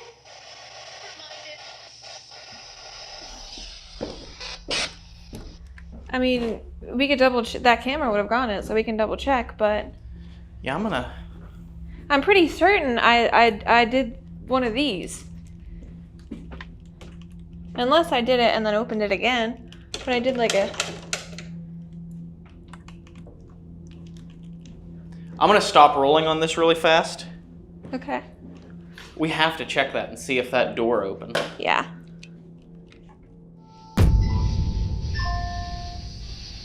What? What did I do? You gotta just turn the dial until it's not quite. I was gonna do it at the door because I see this door opens. Okay, yeah, you pushed it. So I just want the camera to be able to see it if it goes off, you know?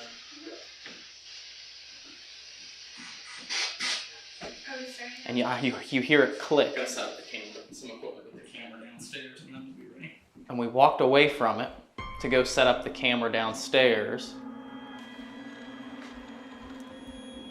And it opens right behind you. Whoops. Okay, so see it's shut. Gotta set up the camera.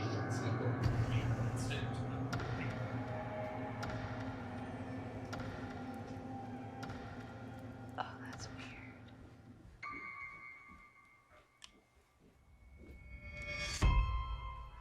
Let me see. We have to test that. Hold on. Yeah. Let me start recording on this again. I mean, I don't think I closed it the whole way. Hold on. We're gonna test this because if this is what happened, we just caught a door opening on camera. So we're gonna test this right now. So I closed the door like this. Yeah. Right? And then I think I like pressed it that. I didn't do it to where it was fully closed because I couldn't. Right. Because I didn't want to like break the door or anything. Now, then we turned and we stood here for a second. Yeah. And then we walked away.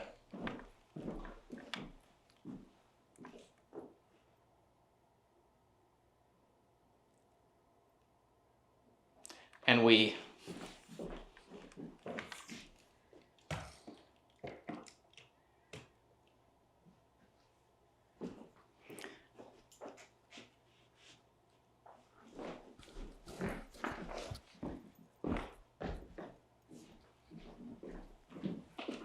It's like you see it's cracked right now, but it's not actually opening up. Yeah. Like it's not even latched right now and it's not opening. Yeah. Like let's both walk because we have to see if a vacuum of air will pull that open when we walk away. Okay.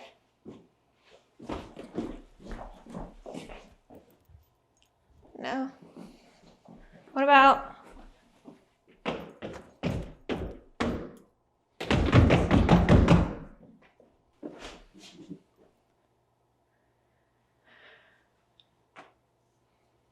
No other doors opened in the house because we were literally on the stairs when it happened. We didn't even know that it opened. That was closed. I mean, it's pretty. So if Let's try it one more time. You pushed it, did that.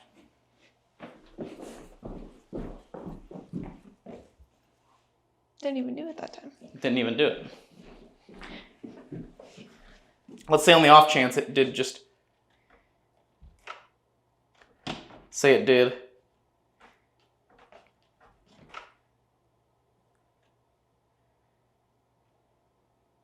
So, but I had to pull that with a pretty good amount of force to get it to do that.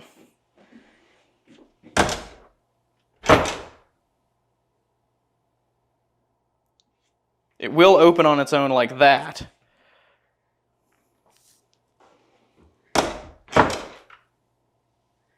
But if it just pops open like that, oh, here we go. Here we go. But it never stopped, so that was the thing. It wasn't like it opened right back up. You pushed it, and if it would have had that force to come open like that, it would have done it immediately. Because it didn't, right? No. It started opening whenever I walked away. Right. So it was like so. It was like this when we walked away from it. I mean, even if it was like that when we walked away from it, it's still... That's weird.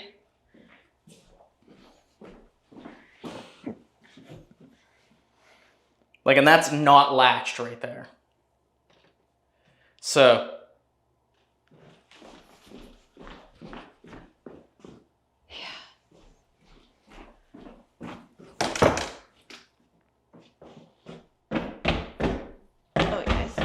Because you... Please do not fly. Why is it following me?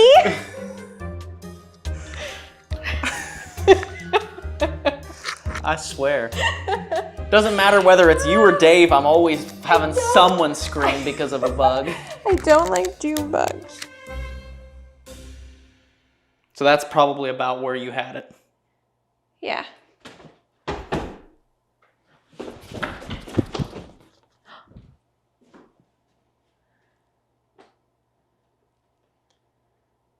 Well, running did it. Running did it. You were full out running. Right, I was full out running. With that vacuum, I was able to get the door to pull open. It's weird. So, is it possible that both of us walking caused enough of a vacuum for it to open? Yes. Is that what happened? We can't definitively prove that that is what caused that door to open. See? Yeah. So...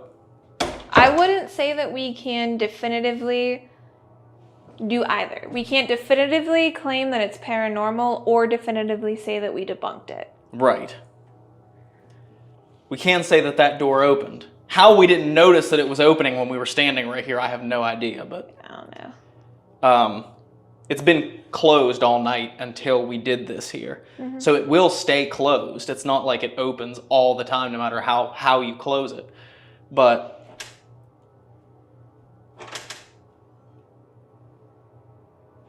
Like we saw when I demonstrated and I ran away from the door, that created enough of an air vacuum for it to pull that door open. That's a strong possibility that that could be what caused it. Put it down in the comments below. Do you guys think that was an air vacuum? Or do you think that something unexplainable pulled that door open when we walked away? Let us know, because again, I had to full on sprint to create that air vacuum to get that door to pull open. We weren't sprinting. There was two of us walking, but we demonstrated just a few minutes ago that the both of us walking wouldn't open the door. Not only that, but we were slowly walking too. While leaving the upstairs area to return downstairs, one of the doors that was previously closed begins to open on its own. Now, with a few tests, they were able to recreate it, but it was by running away from the door. What do you think was actually happening? Beyond entertainment value, the team has provided genuine assistance to families dealing with unexplainable phenomenon in their homes. Sometimes simply validating people's experiences and providing documented evidence gives them the peace of mind they desperately seek. The team continues to investigate locations throughout their home region, often recommending sites for those seeking their own paranormal experiences. The West Virginia Penitentiary, where Ryan's journey began, remains one of America's most haunted locations and continues to offer tours to brave visitors. Today, Paranormal Quest represents far more than entertainment. It's a genuine search for understanding in a world full of mysteries. From their humble beginnings in the cells of the West Virginia prison to their current status as one of the most watched paranormal investigation teams on YouTube, they have maintained their commitment to respect, ethical, and scientific paranormal research. With over 200,000 subscribers following their investigations and multiple seasons available on major streaming platforms, Paranormal Quest has proven that audiences hunger for authentic paranormal investigation rather than manufactured drama. Their success has paved the way for other serious investigators while raising the standards for the entire field. As long as there are questions without answers, places with dark histories, and phenomena that defy easy explanation,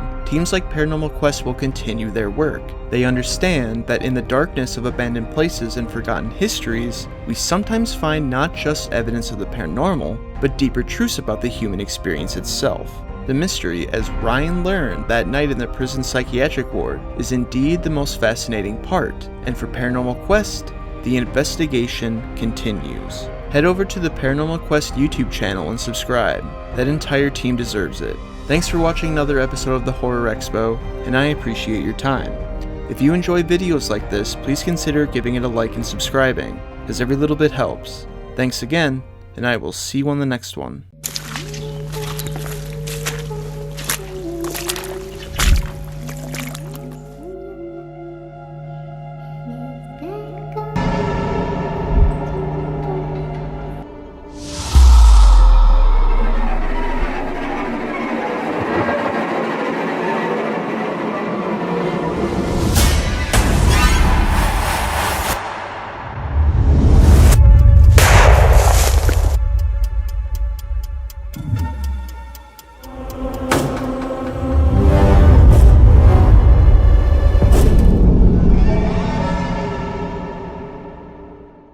Have you ever stumbled across a YouTube video that made you question whether ghosts are real? Well, there's one channel that does this consistently, Dark Ghost Paranormal. And today, we're diving deep into who they are, what makes their investigations stand out, and whether you should take their ghostly evidence seriously. Dark Ghost Paranormal is a YouTube channel that approaches ghost hunting in a way that's very different from what most viewers are used to. The creator is based in Russia and often works alone, exploring abandoned Soviet-era structures, apartments, and rural buildings that carry decades of history. What makes the channel unusual is its stripped-down approach, no flashy graphics, no overdone sound effects, and almost always a single investigator behind the camera. For an international audience, the videos usually include English subtitles. That small detail is important. It makes the channel accessible beyond its home country, and it adds an almost documentary feel, as if you're reading a case file while watching events unfold. So, in short, one man, a camera, minimal editing, and a focus on atmosphere rather than spectacle. That's the framework of Dark Ghost Paranormal. The first thing viewers notice is the filming style. Most investigations are shot with handheld cameras in very low light environments. Night vision, flashlights, cutting through the dust, and long static shots dominate the screen. Unlike channels where investigators talk constantly, here, silence often fills the gaps. That silence creates tension, forcing viewers to notice every creak, every flicker, every shadow. Techniques used are familiar to anyone who follows paranormal investigations. EVP sessions, also known as electronic voice phenomena, where questions are asked and faint responses are sought out on audio, spirit box sessions, rapid radio frequency sweeps that occasionally produce words or phrases believed by many to be spirit communication, and knocking responses, the classic 1 knock for yes, 2 knocks for no method. A recurring stylistic element is that most of these sessions happen in total isolation. The investigator speaks directly to supposed spirits, waits, and records whatever happens. One example worth noting, in an abandoned hospital video, nearly half an hour passes with little activity, until faint footsteps echo from the corridor, even though the investigator is visibly alone. Instead of cutting away or dramatizing the moment, the camera simply lingers. That patience is part of what makes the channel unique. For viewers, the expectation is clear. Don't watch for quick scares. Watch for slow burn tension, where the environment itself becomes part of the story. Some clips are too good to be true, and maybe this here is a good example of that. When you go to investigate a supposedly haunted location, more than likely, nothing is going to happen. That isn't the case all the time, but sometimes there's just no activity. Then you have nights where you hit the holy grail of activity, haunting so visceral that you can feel the tension through the screen.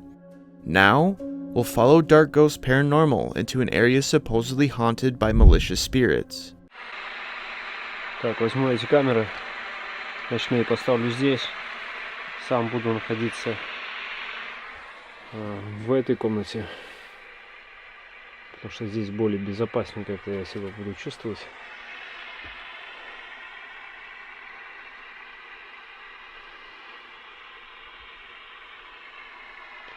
Странно, по идее, тишина.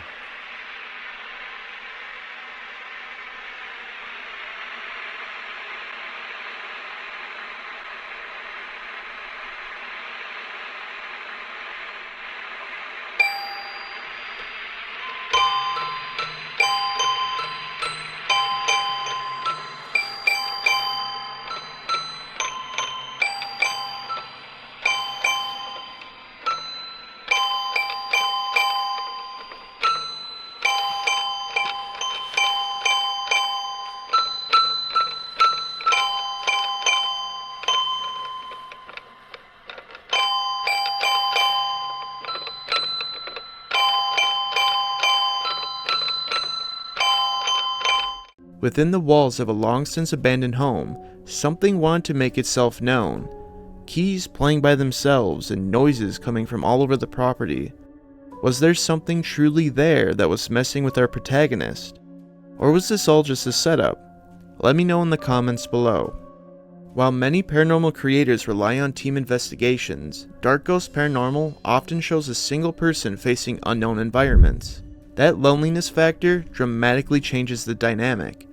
In ghost hunting groups, you can hear chatter, jokes, or multiple people reacting.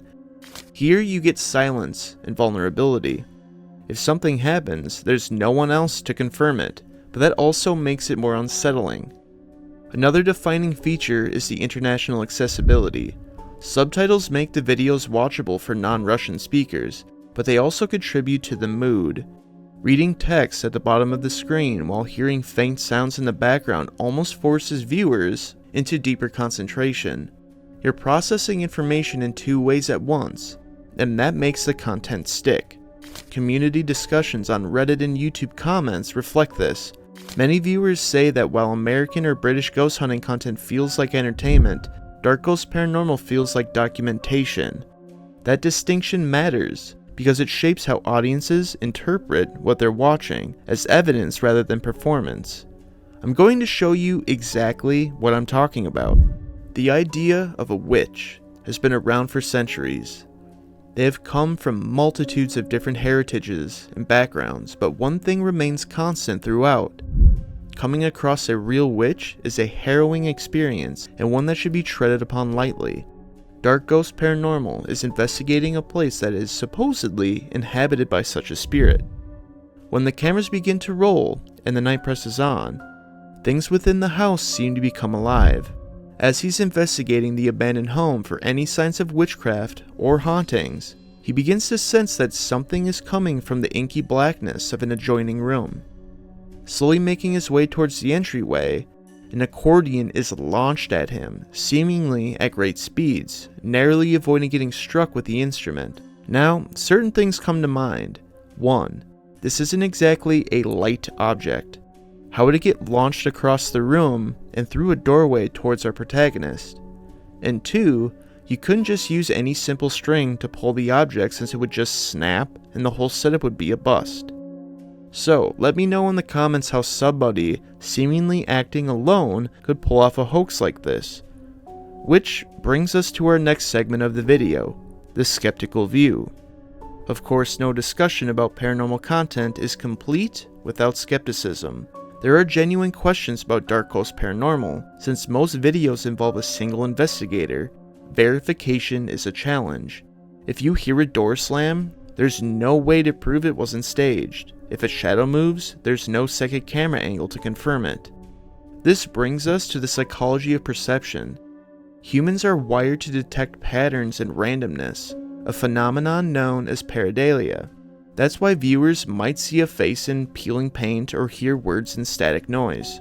Research in auditory perception also shows that when people expect to hear speech in white noise or radio bursts, they often do. It's called auditory pareidolia, and studies confirm that context strongly influences what we think we hear.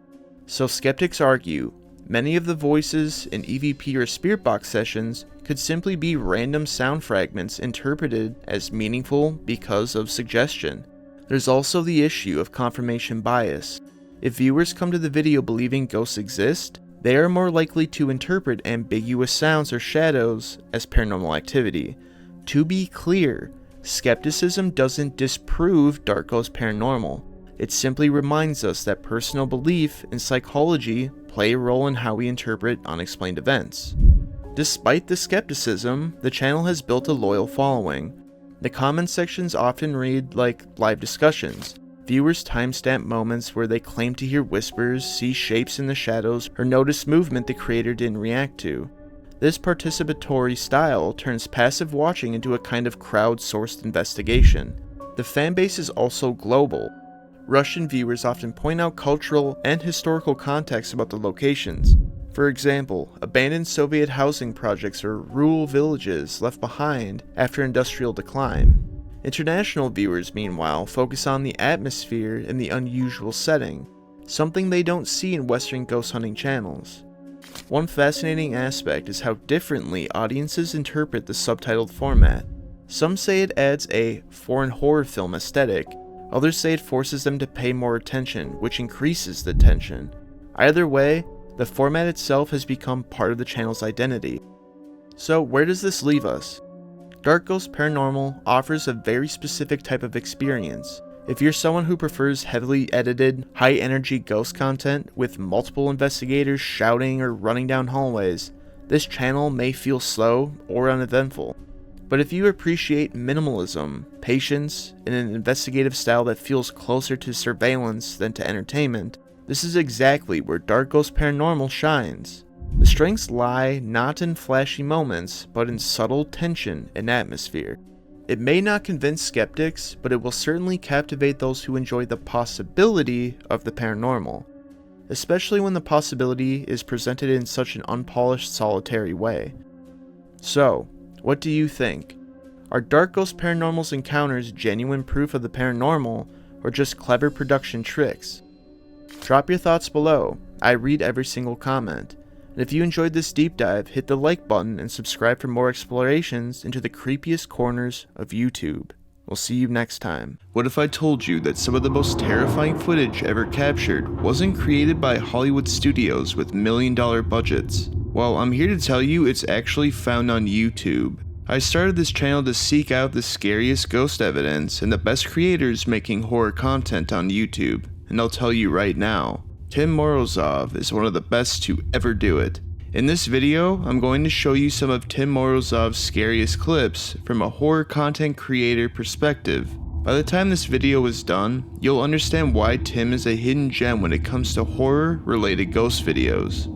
Turn out the lights, get cozy, and immerse yourself as the story unfolds. Russia, an unforgiving territory of bitter cold and haunting stories.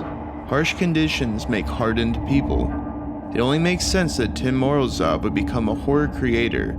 The landscape he has to work with is very unique to a Western viewer. Soviet-era settlements dating back to the 1940s and 50s can be found today, even dating as far back as the 1700s. Desolate and alone. Wandering into these places by yourself can make the mind run wild. That's where a lot of urban legends can spawn from, and Russia is full of them. TimMorozov grabbed a camera and headed to these areas to show the world, but he wanted to tell a story, to tell his story, making his own paranormal encounters and poltergeist activity and showing them to unsuspecting viewers. Stumbling upon his channel feels like stumbling upon the film Begotten for the first time. You're unsure what you're seeing, but you're enthralled by it. Tim knows how to set a scene. The sound design alone throughout his videos are very interesting. Normally what you're hearing is the environment surrounding him. Whether it's the crickets outside on a hot summer night while investigating an old wooden building, or the middle of a harsh winter where you're hearing the wind beating the windows, or the crunch of the snow as he walks through the cold Russian forest. Sometimes you'll hear footsteps that don't come from Tim, and if you heard it, so did he. Sometimes you'll hear random banging on walls and doors, shocking Tim and the viewer themselves, and even sometimes the threat of violence from something you and I cannot see. Which leads us into one of the most important aspects of this video. TimMorozov strictly makes content. He never claims that his videos are real. Even his Russian channel description, once translated, simply states, "In no way claim to be real events." But what does this tell us?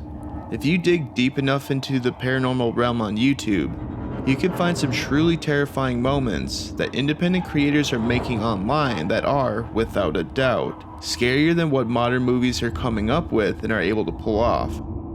What I'm curious about is why that is. Does it have to do with the marketing done on horror films? Are the trailers giving too much away? There's something special about clicking on a random ghost investigation video on YouTube and not knowing what you're going to see as time marches on. Now, what I'm not saying is that horror movies haven't come a long way when it comes to getting under your skin. Some of the greatest horror movies ever made have come out within the last 10 years. There's just something about the raw feelings and footage that come from videos by creators such as TimMorozov. He has engineered some horrifying scenarios. In one of his episodes, he finds a human skull in a dusty basement that claims to emit electromagnetic fields. In that same episode, he notices that one of the doll's eyes are somehow glowing.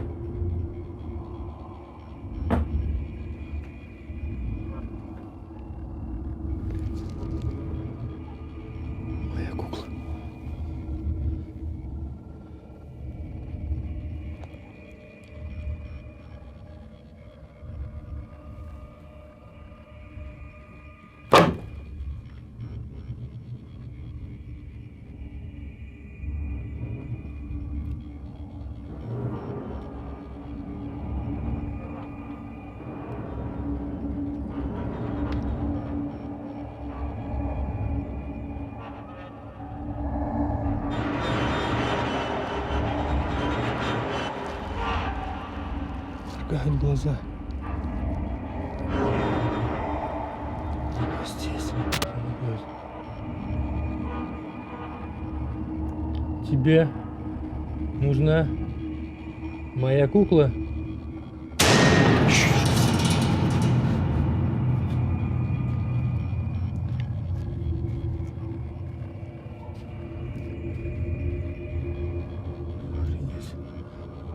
Some of the more intense videos that he makes have to do with demonic or poltergeist activity in random, abandoned Russian houses. There was one particular video I remember seeing that captivated me right away. While investigating a supposedly haunted house, someone or something had thrown a knife at him. At first it gets tossed at him from underneath the table as it skids across the ground.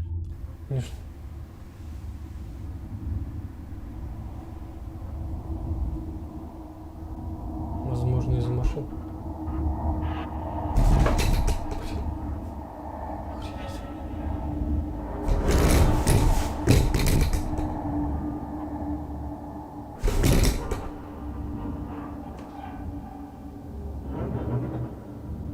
Возможно, из машин.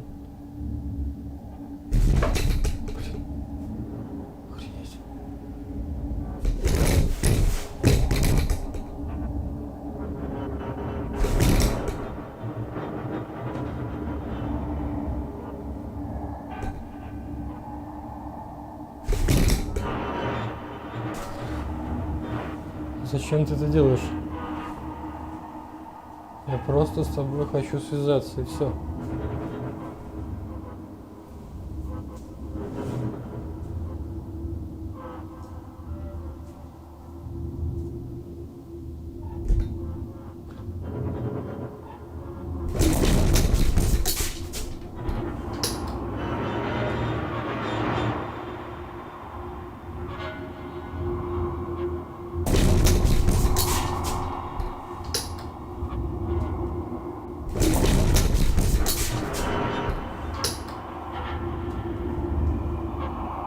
Ты прикидываешься кошкой?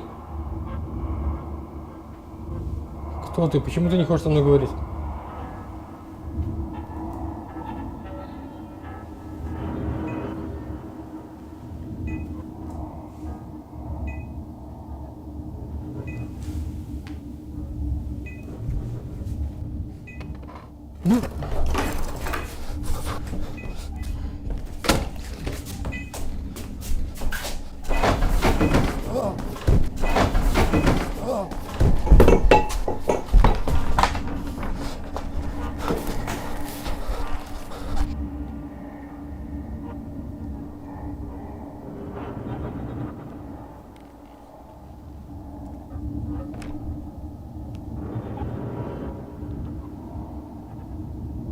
Послушай.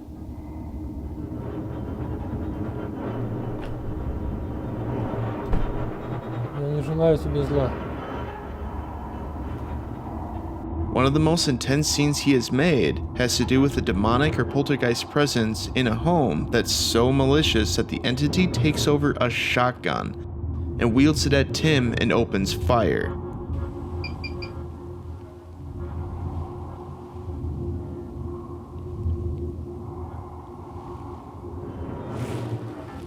Я его не вижу на тепловизоре.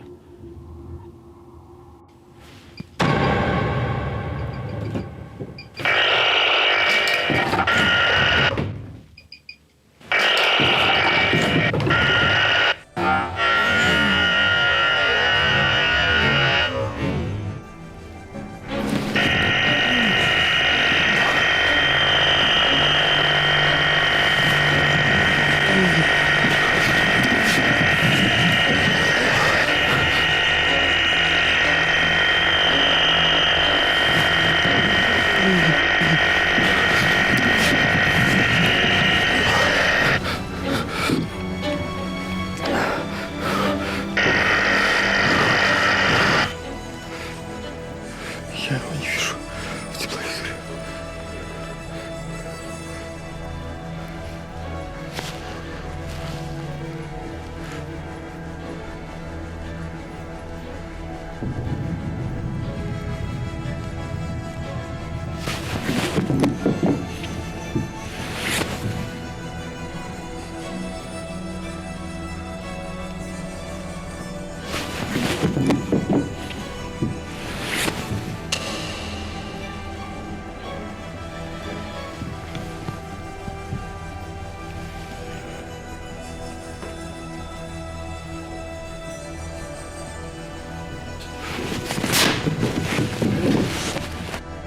When you're not expecting to see something like this, it can hit you quite hard. TimMorozov isn't what I would consider a dime a dozen content creator on YouTube. There are some like him on this platform that I will be talking about at a later date, so keep your eyes open for that. I've linked his channel information in the description of this video if you truly want to delve into some of the craziest horror on YouTube. Subscribe to his channel, the man deserves it. Thanks for checking out another episode of the Horror Expo, and I appreciate your time. If you enjoy videos like this, please like the video and subscribe, because every little bit helps. Thanks again, and I'll see you on the next one.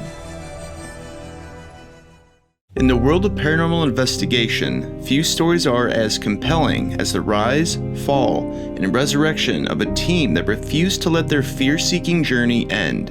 This is the story of Project Fear, a YouTube channel born from the ashes of television success, driven by an unrelenting desire to explore the unknown. It all began in 2011 when an 18-year-old named Dakota Layden won the Ghost Adventures Mashup Contest. This moment would set the stage for a paranormal journey that would span over a decade. Dakota wasn't just another paranormal enthusiast.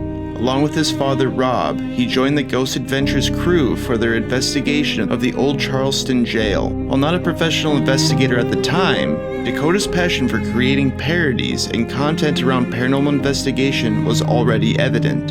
Fast forward to 2019, and Dakota had assembled a core team that would become synonymous with paranormal road trips.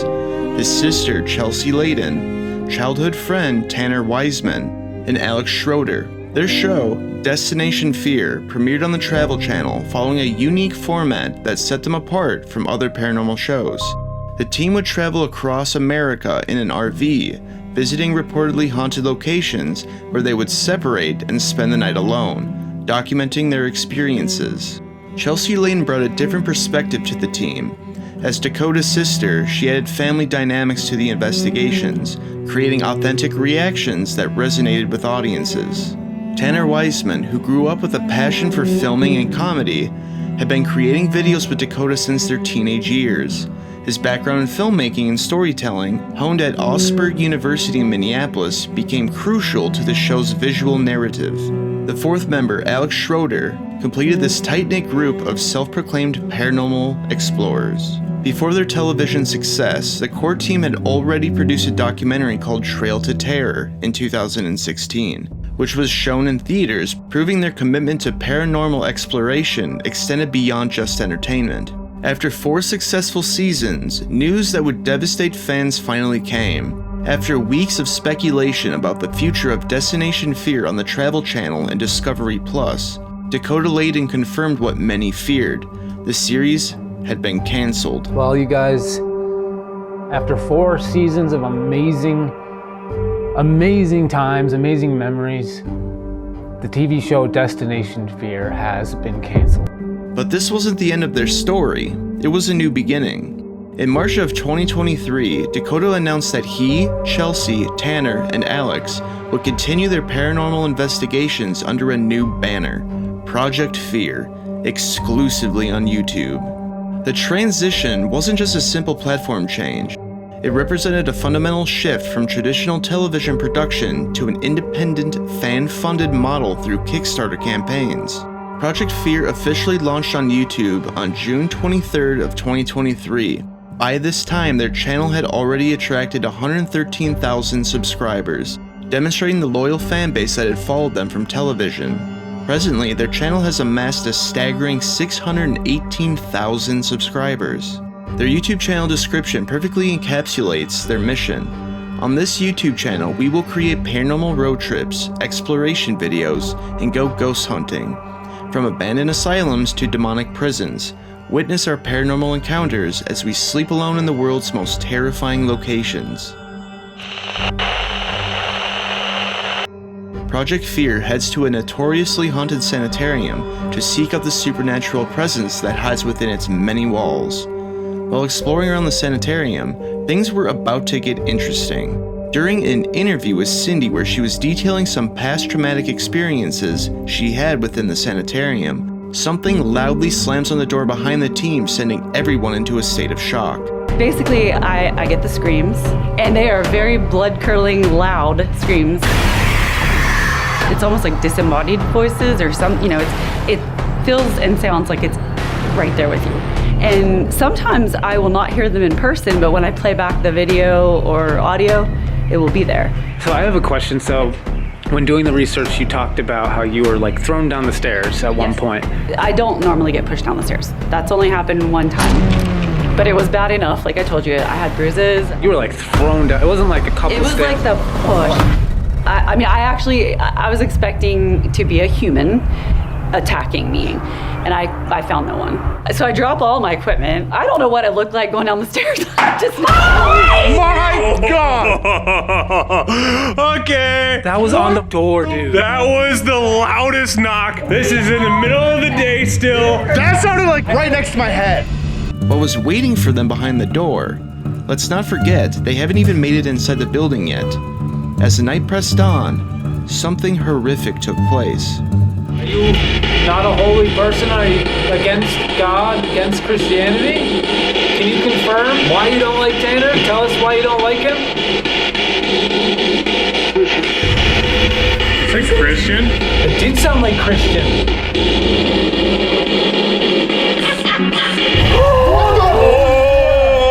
Oh, that was laughing, dude. That is so That was weird. laughing, dude. Hear like a female, like, yeah, like almost like a witch laugh. It was like mocking laugh, like snickering. Yeah. What the?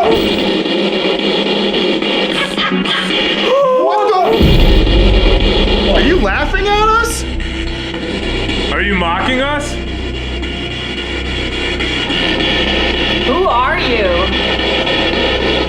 What era of this location do you come from? Were you a patient at the sanatorium? Were you here when this was a retreat? Do you want to hurt us? Just to prove that you're intelligent and you can hear us, can you say the word Tanner or Chelsea? We're gonna move on to a different part of the building unless you say something intelligent, not just laugh. What is it? Something. Yeah. I don't give a f. Alright, we're gonna go silent for a minute. We're gonna give you the floor to talk. Whatever you wanna say.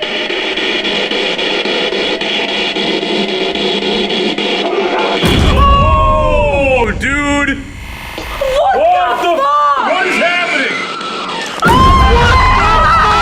What the hell is that? It sounded like you! It died! It died!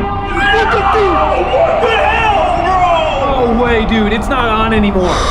That sounded like us, It bro! sounded like you screaming and then me screaming!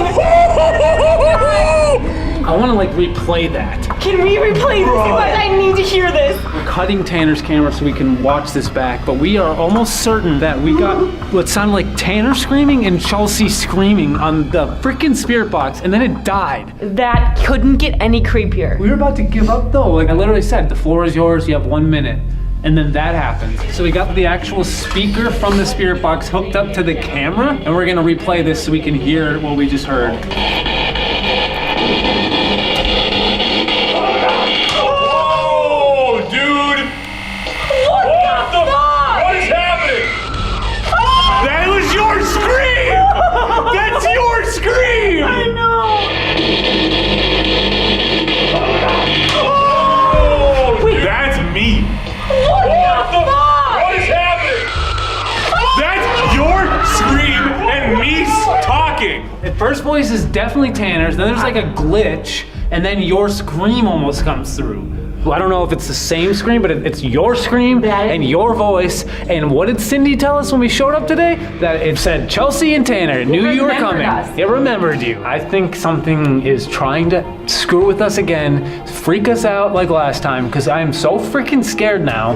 Only location that's ever scared us out of here, and it's this close to doing it again. Do we stay or do we go home and just call it a night? Because the next part of the night is separating and sleeping alone. We have a camera in the slave quarters. Let's go grab that right now and get the hell out for a minute. Yeah, honestly. Last time when we had a camera down here, we captured a bunch. I'm sure this one did too. If you guys want to see what this camera captured, we will be uploading all of the best highlights and clips to the Fear Club. So visit the link in the description. Go check out the Fear Club. All right, let's get out of here.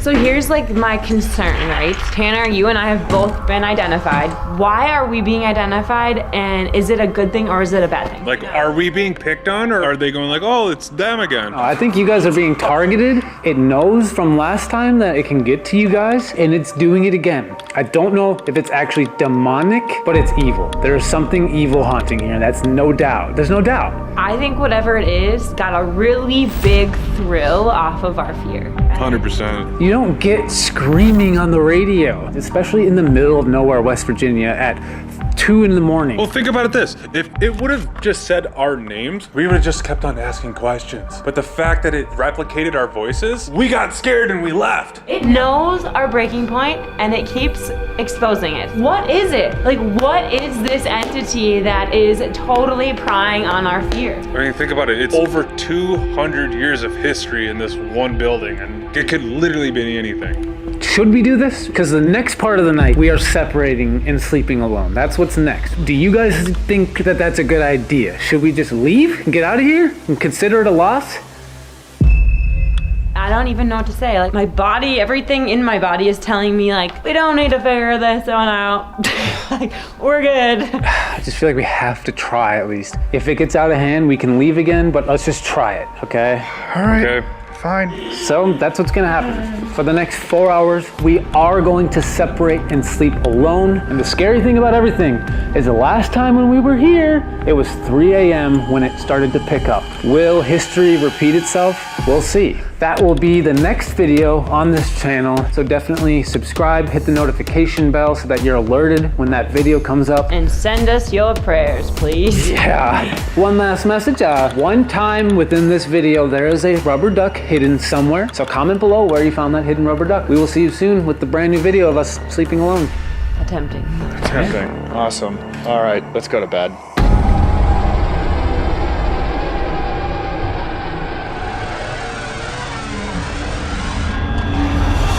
They began to ask why the spirits there didn't like Tanner, and wouldn't you know it, they answered.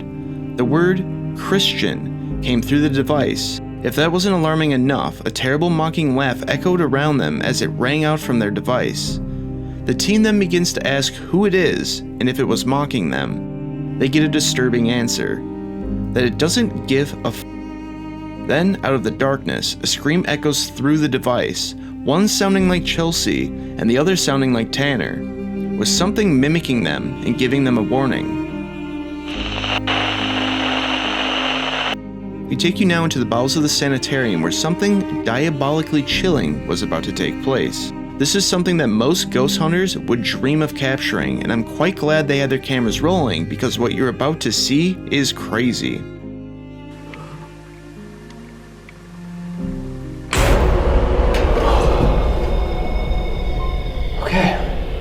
I went down and explored to see if I could find like the source of that noise. I have no idea what it was. I looked in a bunch of rooms, but it literally could have came from any single door at any single. What the fuck?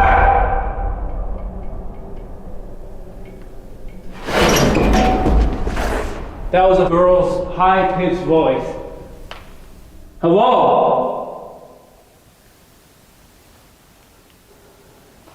I just was down there too. I was just down there. It literally could have came from any single door at any single. What the? Any single door at any single. What the? Can you do that again?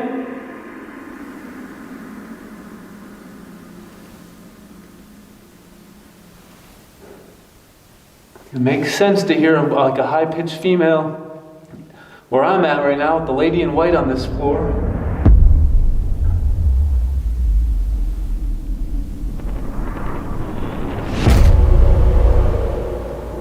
What the? Holy! That door just shut! That door just shut! That door at the very end of the hall just shut!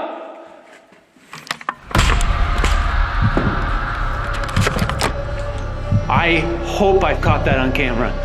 No way. No way. Yeah, that door is shut. This door, I just watched with my eyes shut. While investigating alone, something horrendous was taking place very close to the investigator. You can hear a woman's scream echoing down the hall, seemingly coming from that empty void of a doorway. In shock, and as the cameras rolled, you can see the door being shut all by itself. Such intense activity can occur when you're by yourself. The next location we're going to is something special, and some very interesting paranormal activity had taken place. We now head with Project Fear to Virginia City, Nevada, where they had rented 4 rooms at 2 separate hotels, the Silver Queen Hotel and the Gold Hill Hotel. What happened that night is truly some of the most interesting paranormal footage to date. This room is haunted by the spirit of a miner named William, who is thought to be one of the 47 men who perished in the horrible Yellow Jacket mine fire. Apparently, he ran into the mine to try and save his fellow workers, but ultimately succumbed to the smoke and flames. He likes to be a little more aggressive than the other spirits in the hotel. He will slam doors and move objects around in the room. and don't be surprised if you get locked out of your room. William likes to lock people out to the point where even the key won't open the door. So it sounds like I won't be getting a whole lot of sleep tonight. Oh man, this place has seen a lot of history. Well, that's the packet. I think what we're gonna do now is I'm gonna meet up with Dakota and we're gonna just kind of explore. What the fuck? Yo! Did you hear that? No. No way. I'm coming. Oh my god, dude. Dude, that was not you? No. Someone was just walking on my balcony. I was just getting done with this, and right behind me, I just hear walking. No, it was not me. Either on my balcony or right here behind this bed. No, I was literally in the middle of finishing the packet. Like, that finished, and then I heard you freak out. While one of the investigators was reading through some of the history of the hotel he was staying at, something behind him made itself known by tapping on the window behind him. This was a sign of things to come, and boy did they get intense. Most of the activity takes place while the team is getting ready for bed or trying to sleep. Let's take a look. Toothpaste. Perfect. Okay, so I just brushed my teeth. I'm gonna go lay down. I would be lying if I told you I was not a little bit freaked out right now, folks. Here we go. Oh. Okay. Turned off the lights and it's so dark. I'm gonna show you what I'm seeing. It looks bright, but that's because the camera's shooting in night vision or infrared. This is what I'm seeing.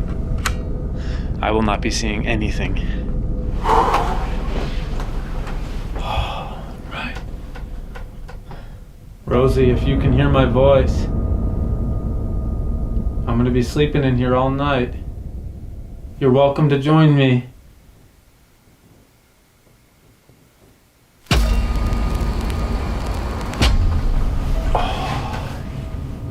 It's so quiet. I don't feel like I'm alone, but I'm also maybe psyching myself out because of the information I know.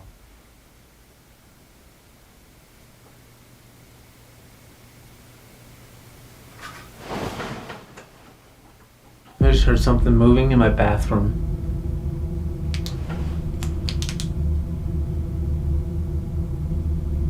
Hello? It was like the shower curtains or something moving. Rosie, are you in the bathroom?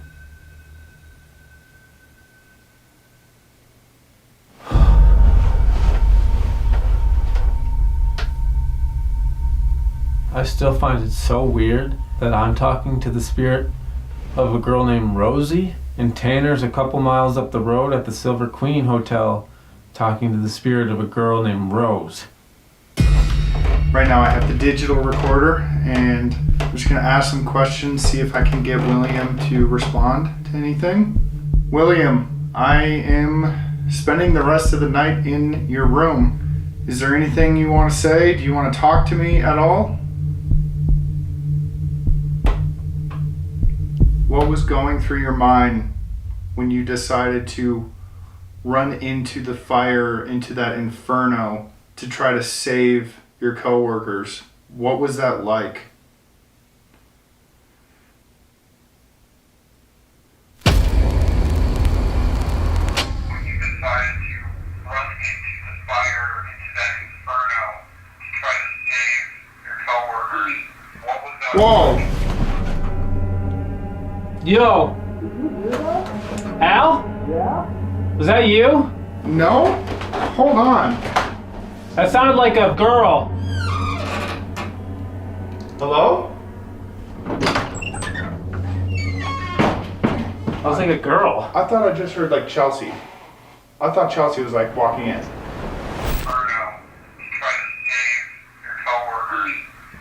Whoa! Whoa! What's weird too is like the music box didn't go off, but it came from this hallway.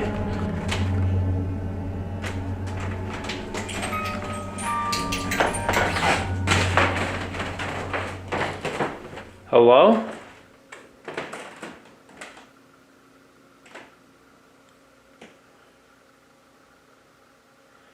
Is there a girl out here?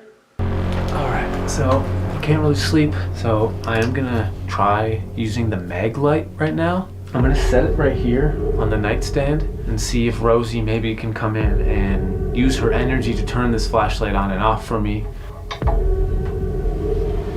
Okay. Rosie, if you're in this room, can you use your energy to make this flashlight turn on? Can you just try to turn this flashlight on just to let me know that you are here? Rosie, can you turn on the flashlight? If you like that I'm in here. I am laying in your bed and yeah. I don't know. Let me know.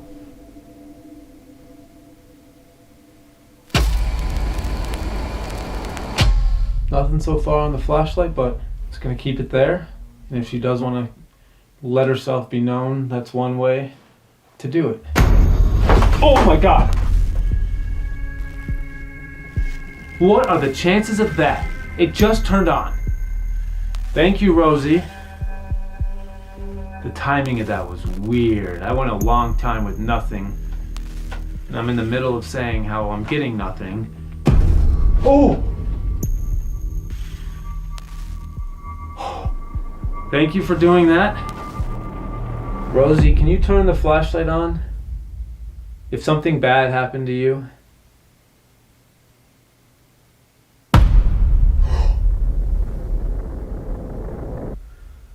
So something bad happened to Rosie. I'm so sorry that something happened to you, Rosie.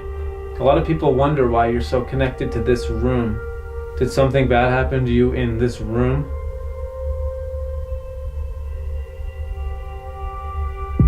Yes. Oh my gosh.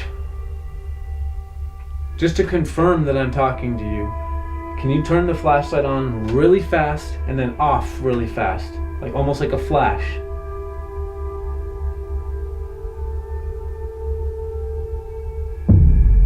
Whoa. It just flashed on and off. Just, whoa.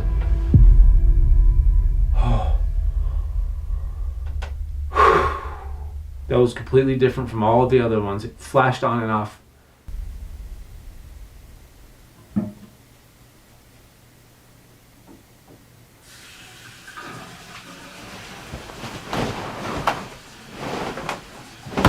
Oh my God! My sink! What? My sink just turned on! What? My sink just turned on! Holy fuck! Seriously? It's on! I'm not kidding. It turned on. Oh my God. I was sleeping, dude. I was passed out. That is on. No way.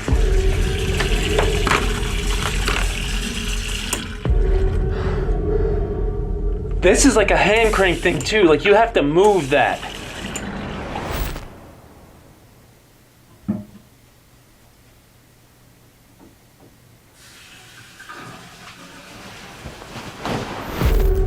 Is there like a certain... No. Like I would have. There's no way. I definitely turned the sink off. There's just... No, there's no way. I literally heard it go from no noise to then water running. Can you do that again?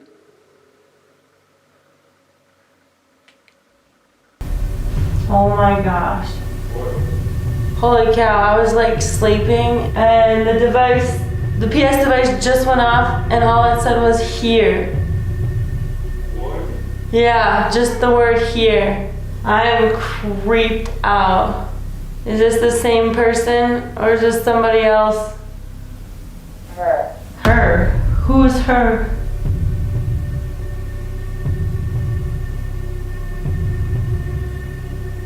Okay, well, I'm freaked out. Can you tell me who just woke me up? Who is here?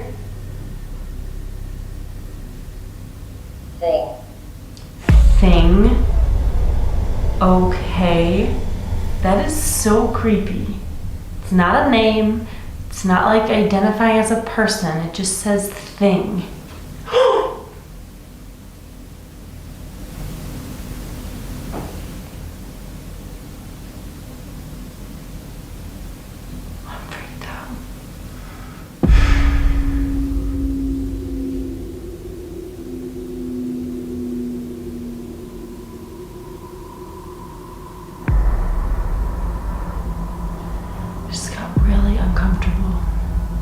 I'm so freaked out right now. Like something came into my room and is probably still here right now.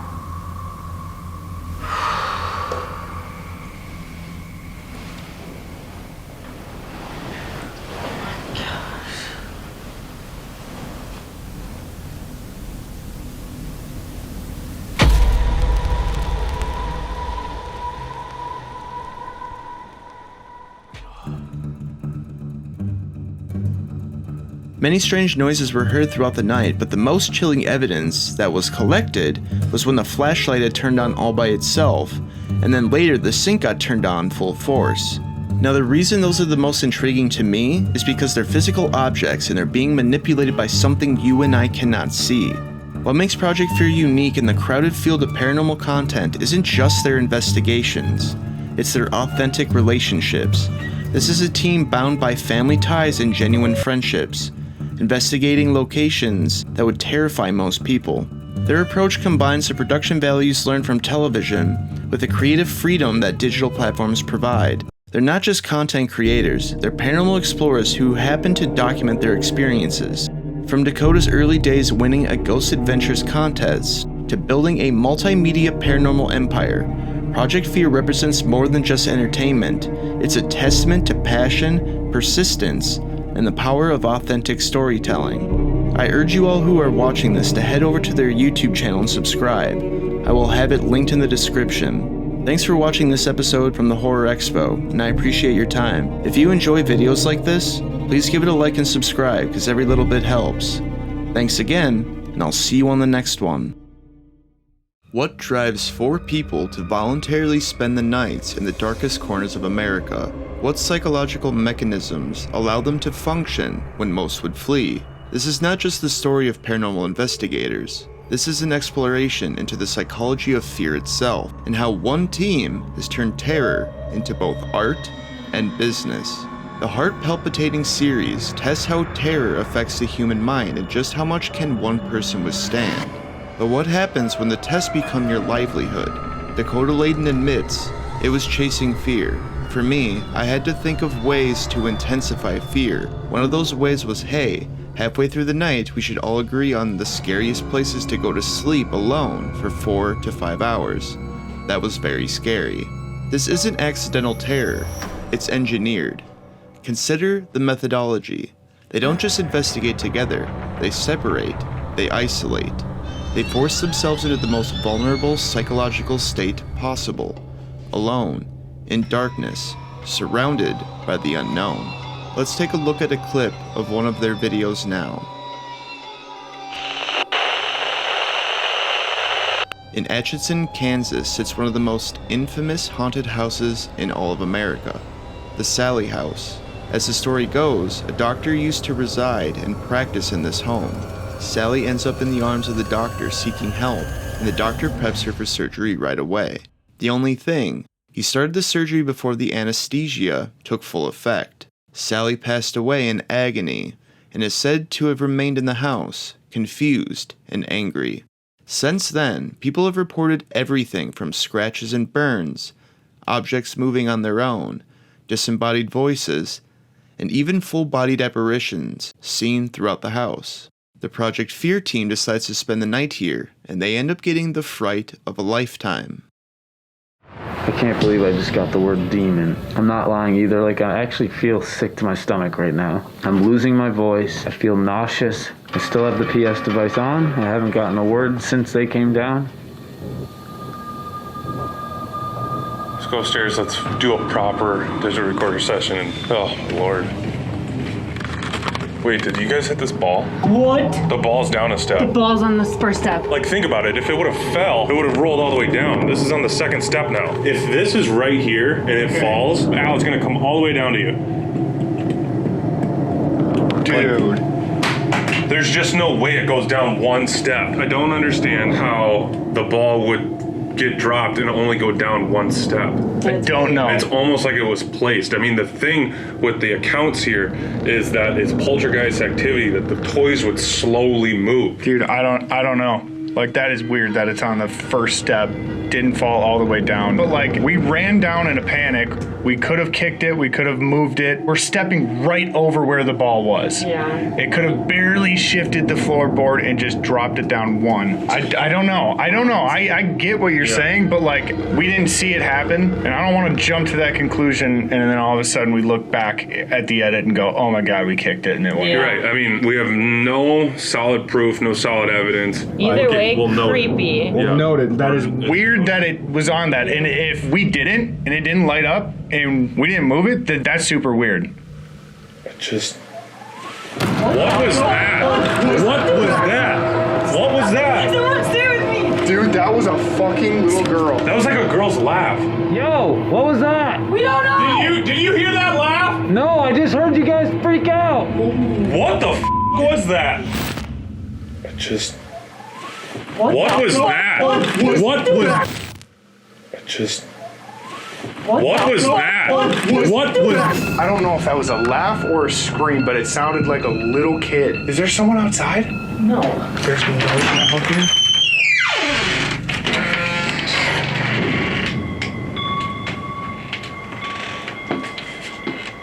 Dude, it's almost 4 in the morning, too. Like, there's no one out here. I don't get that.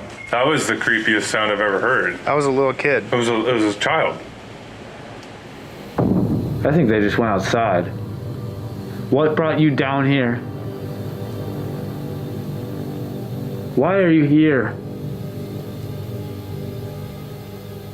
Psychic. Just said psychic. I just asked what brought you here, and it said psychic. Like, there was literally, when there was a family living here who got scared out, they brought in a psychic who told them that there is something evil here. What did the psychic have to do with this? I feel really weak right now. Like, really weak. I know it's late at night, but I'm like crashing. I actually feel like kind of nauseous too. I hope there's like no toxic fumes down here, because I am feeling sick. Are you doing something to me right now?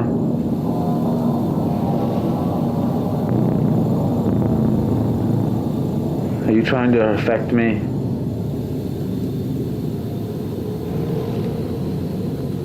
Soon. Soon?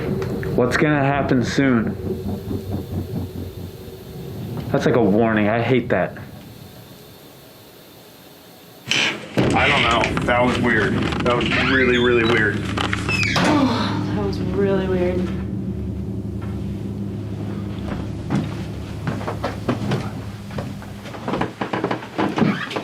Yo, what the... Dude, listen. At the door. At the door. At the... What door? Lock. It's locked, Chelsea. You see someone? There's no one out there. There's no one there? There's no one out there. There's no one out there. What the f is happening? We just heard someone walk up to the front door, looked out the window, and no one's there. Yo, what the f? Dude. Listen. Yo, what the f? Dude. Listen. Yo, Dak. What? This is f***ed up. What is going on? We are hearing children laughing. We're hearing voices, and someone just walked up to the front door, pushed on it, and there's no one there. We had the door open earlier. Yeah, that's true. Someone opened up the front door earlier. Dude, something is happening right now. We were literally standing a foot away from the door, and something pushed on it. There's no chance that that was a person. I don't like what's going on up there. Like, they're about together, and they're terrified. I feel so vulnerable down here. Like, what is it trying to hide up there? Or why is it trying to keep us down here? Is it trying to manipulate us and try to get us closer and closer to the basement as well? I mean, it just got us down there. Don't even have an idea of what it's trying to do. You even think about this, like, we're hearing the voices right where you're standing, Al, and if you go straight down, right here, you guys, is the pentagram. Oh my goodness. Go back up. Let's do this digital recorder session. I'm gonna have the ball back up on top. It is nowhere near the ledge. It's definitely a couple inches away.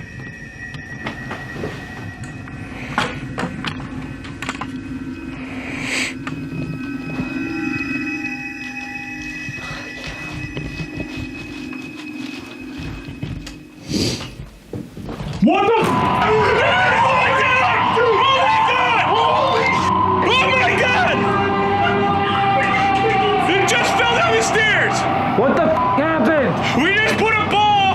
attached to the stairs, and I watched it get pushed. Did you catch it on camera? Yes, I got it like midway through the fall.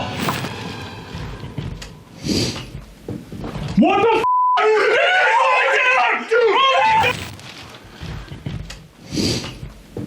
What the f***?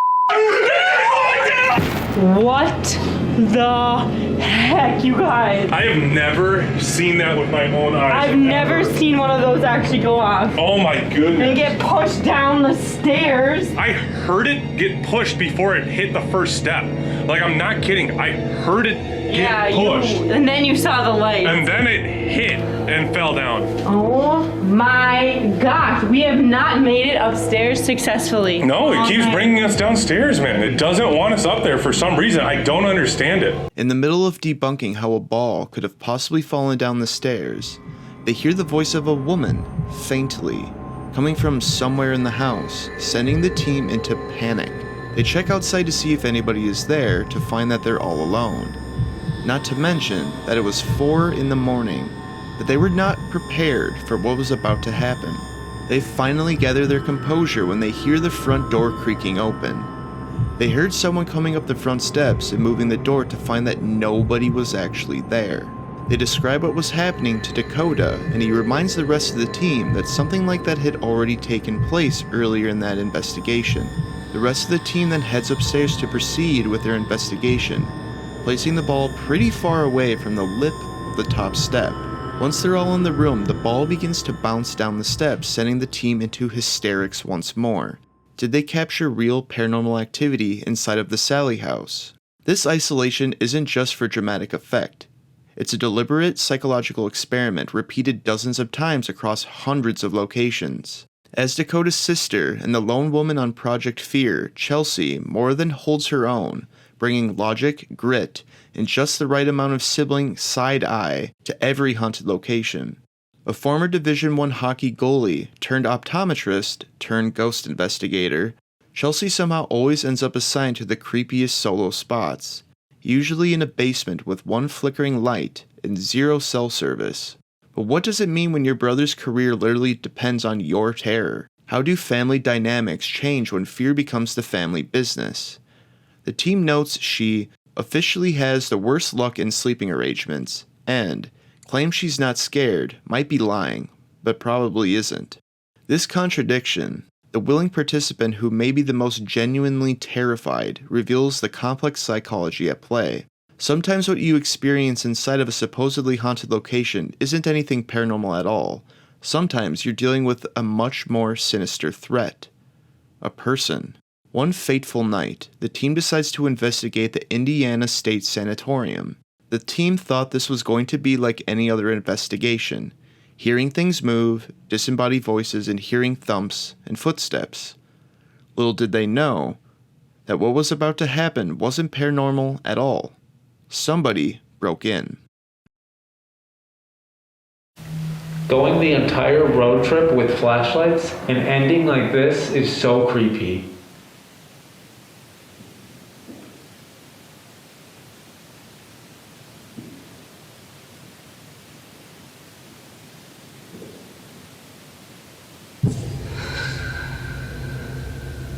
I thought I just heard walking.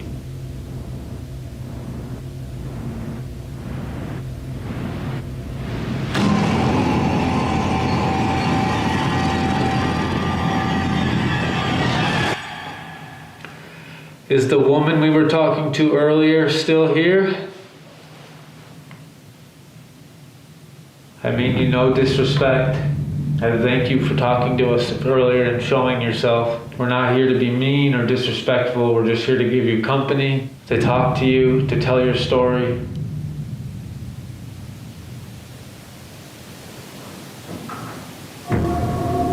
What was that?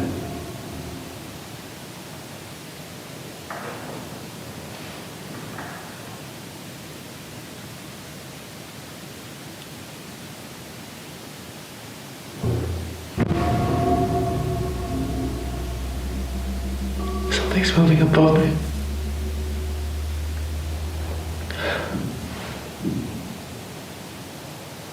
Seriously, something is above me.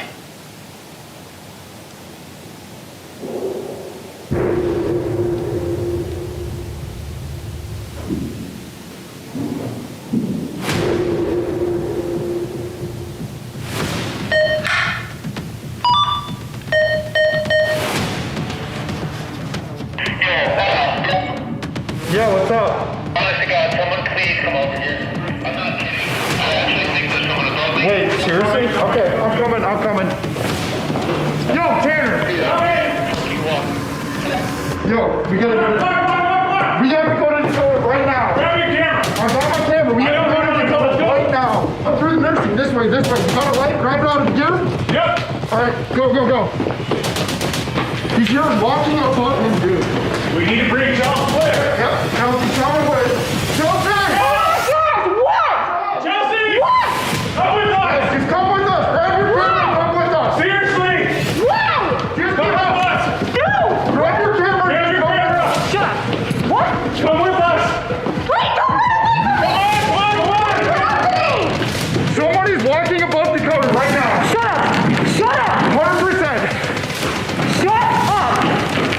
Like, seriously? Yeah. Dakota! Guys, I'm not kidding. There's someone moving.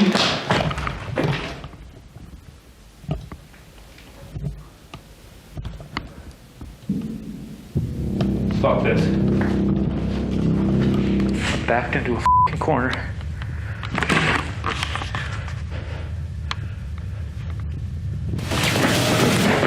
Guys, I don't have a flashlight!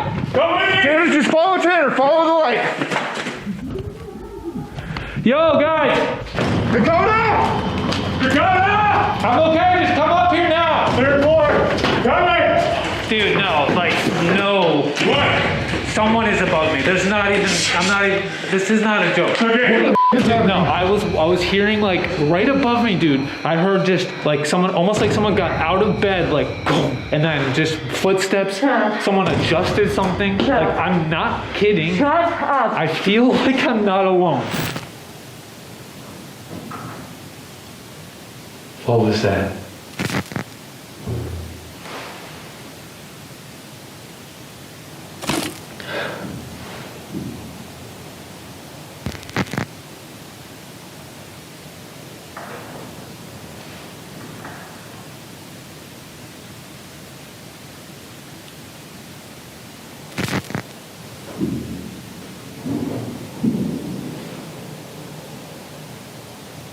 I'm not kidding. There's either an animal or someone here. Is there someone in here? Hey! Come out now! Guys, quiet. We're calling the police! Dakota was all by himself in one of the wings of the sanatorium when he begins to hear banging coming from above him. The banging soon turned into loud footsteps. Sensing fear and urgency, he walkies his teammate, letting him know that something was going on. In turn, the team rushes towards Dakota to make sure that nothing was going to happen. Once they find him, they start trying to communicate with whomever was inside of the building, even mentioning they're going to call the police. To watch any of these episodes, they're linked in the description of this video. Chelsea's transition from Division I athlete to eye doctor to paranormal investigator illustrates something profound about fear. It can become addictive, even when it contradicts every rational instinct. After hundreds of nights in haunted locations, what happens to the human fear response? Do Dakota, Chelsea, Tanner, and Alex still experience genuine terror, or have they developed psychological immunity? The evidence suggests something more complex than simple adaptation. Dakota continues to devise new ways to intensify fear, suggesting that basic exposure isn't enough. They must constantly escalate to maintain the psychological impact. While investigating the Nevada State Penitentiary with Sam and Colby, the team had captured some very interesting clips throughout their stay. There is one in particular that I wanted to showcase. It was when Alex was using the Ovilus by himself. Something was captured behind him that is truly extraordinary.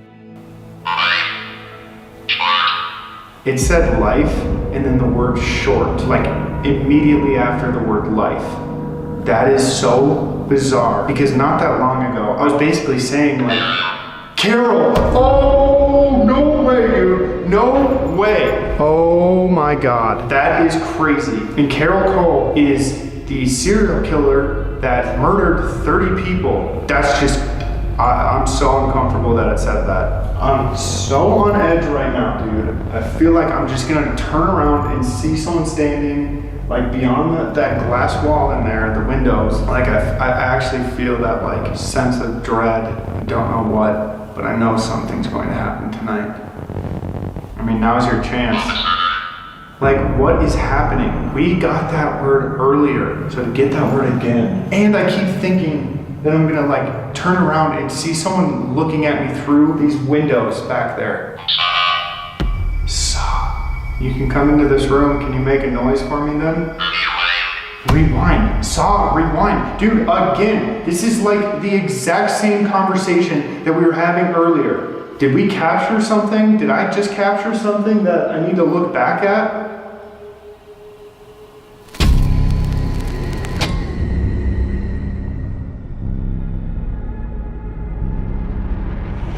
And I keep thinking that I'm gonna like turn around and see someone looking at me through these windows back there.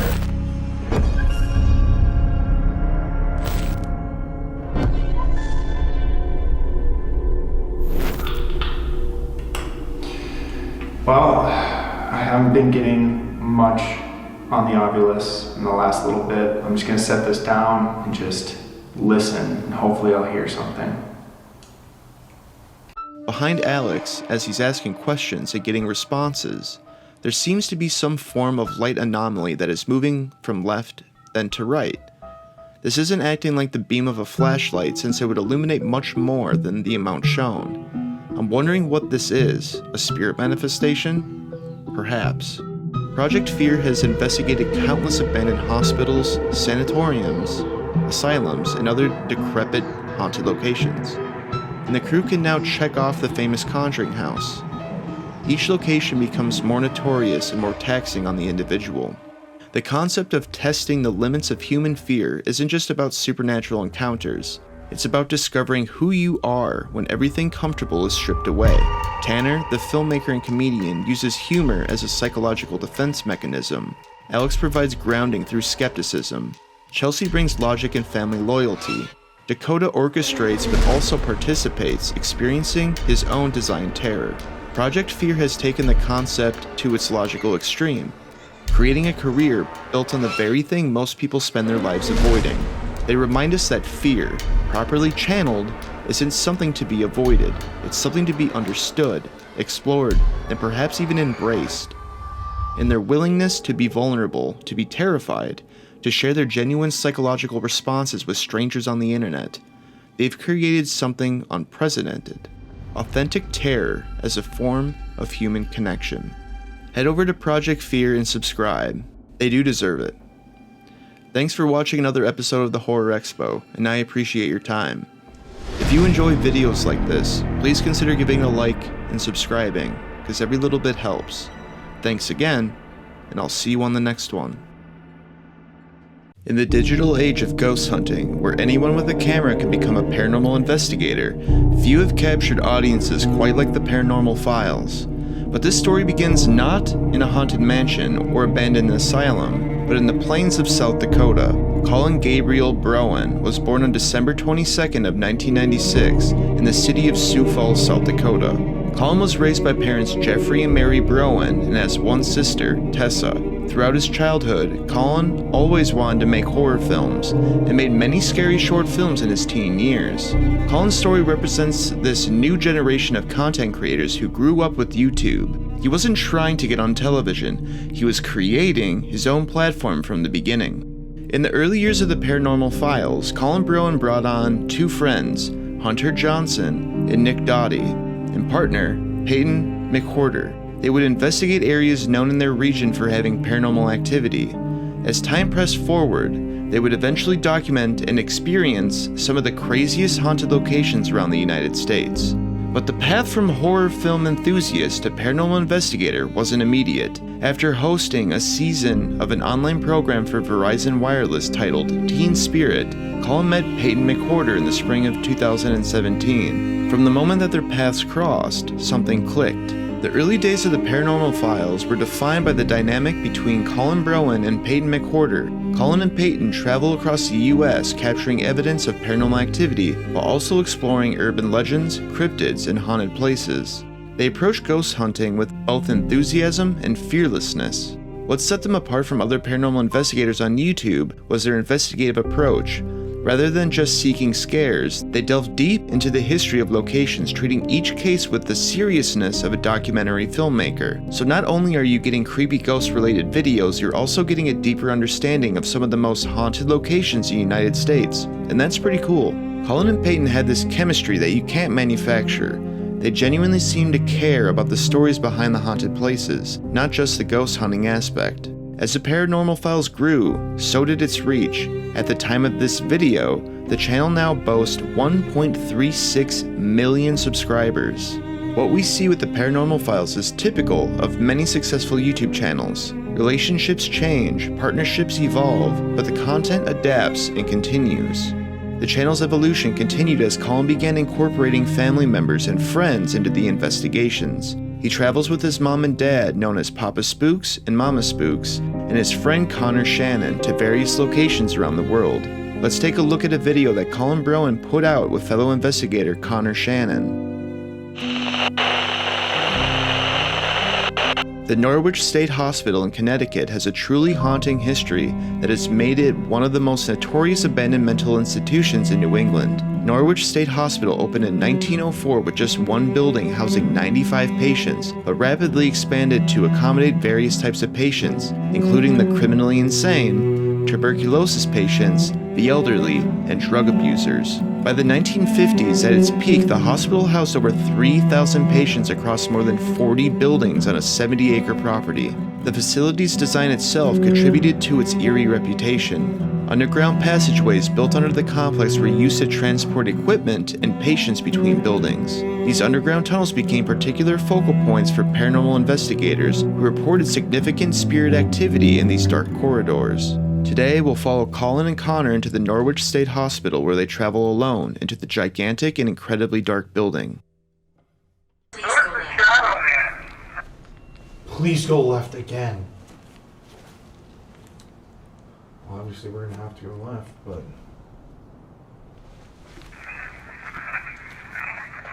Why do you want us to go left? What's down there? Bill? Are you down to the left? Shadow Man? Why don't you go left? What's down there? Bill? Are you down to the left? Shadow Man? Meet. Wants to meet us down there. I thought it said me. Remember how Tyler said, it kept saying, like, come meet me? Oh, I completely forgot about that shit.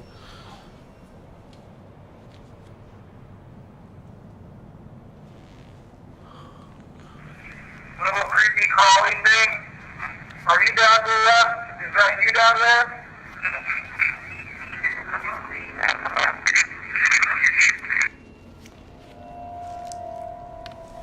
Real quick.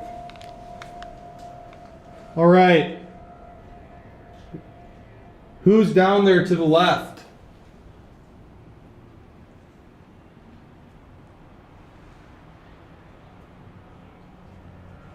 Can you?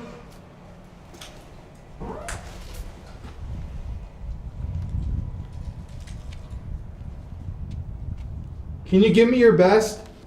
Scream!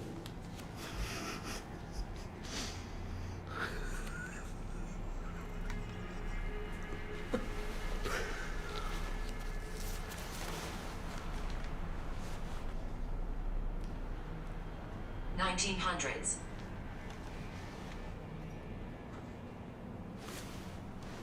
Are you trying to scare us? I just heard a woman go.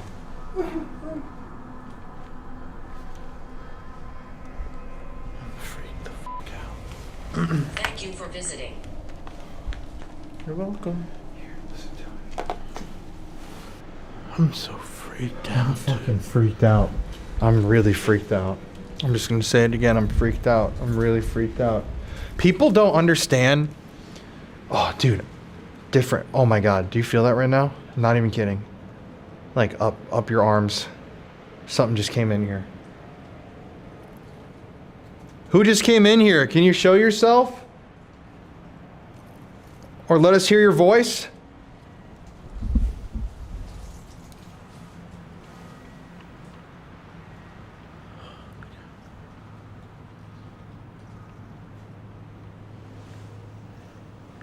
Alright.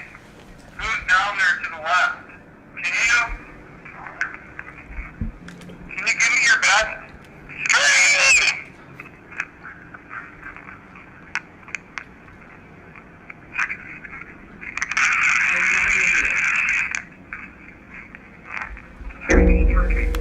Cool. Who's down there to the left? Can you give me your best?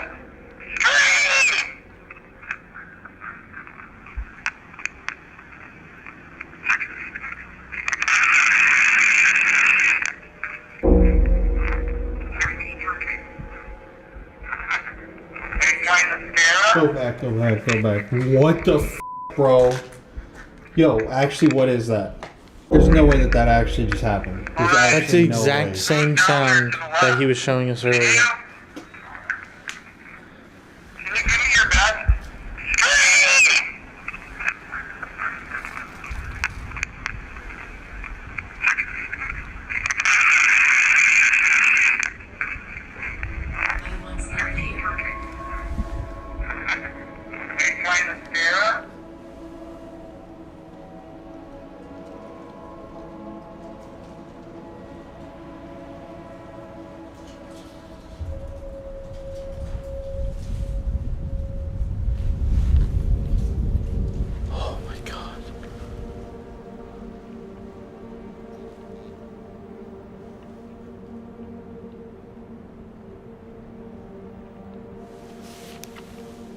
Hello?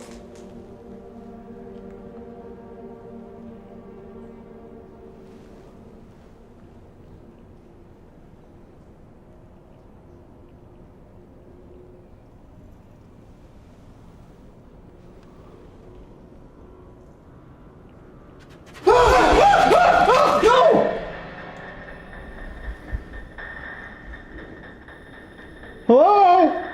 Isaac. I just saw. That was too loud. That was too loud to be. I could have sworn I saw it again. But this time it was like standing. Hello?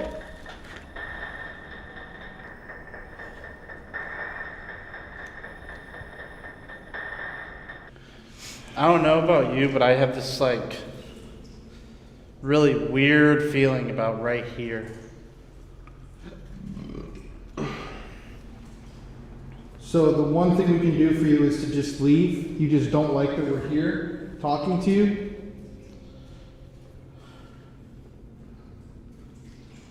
I'm gonna get you. I promise you're not gonna get me. Just watch. This is your last chance to say something to us. What do you want to tell us? What's the point of hurting my friend? I'm just curious. Do you get energy from this? Do you enjoy it? Does it make you happy to hurt people? What is it? Dude, that same thing that Shannon was talking about like feeling like super weak, that's what I'm feeling right now. Like someone's just like sucking the energy out of me. This is your last chance to explain yourself. I'm here. Scream.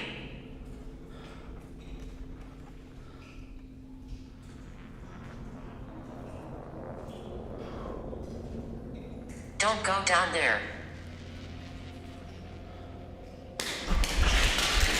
Oh, no. Hey, loud noise. Yeah, come on, let's just go. What? Let's just go. Oh, no. Oh, no. Oh, no.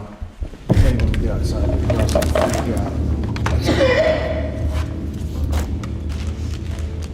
This place is bad.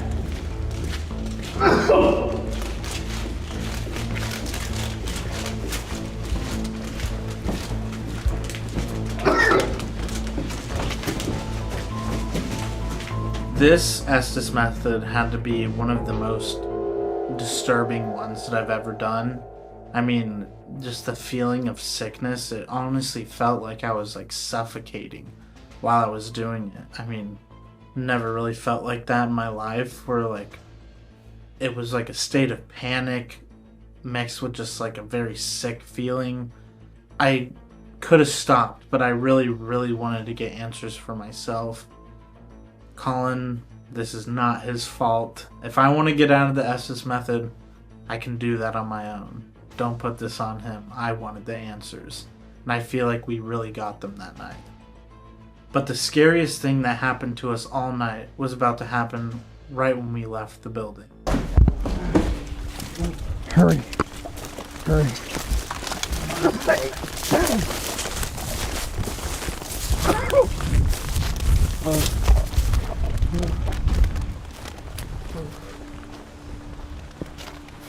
Wait.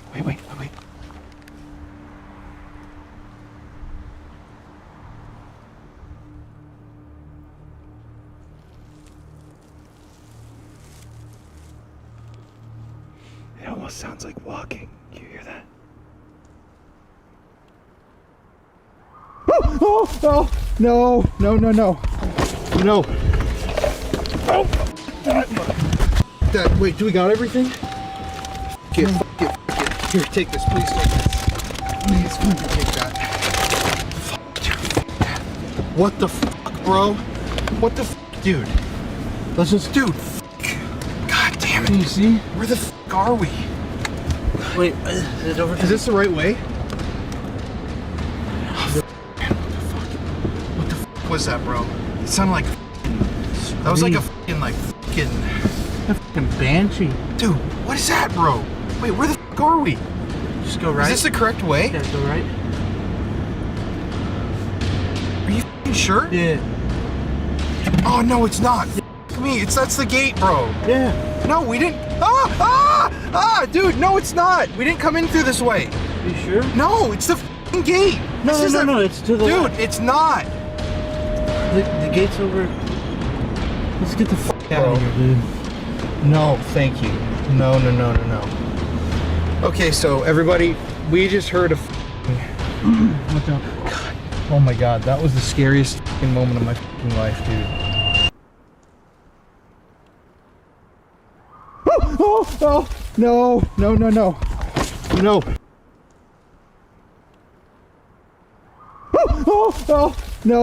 No. Experiencing such a range of paranormal activity at once is often quite rare. They ended up capturing strange movements, physical feelings, voices and screams on an EVP recording, objects being thrown at them, and even what sounded like a woman screaming as they were leaving the building. Such horrors usually can only be concocted in a nightmare, but the next video I'm presenting is just as terrifying.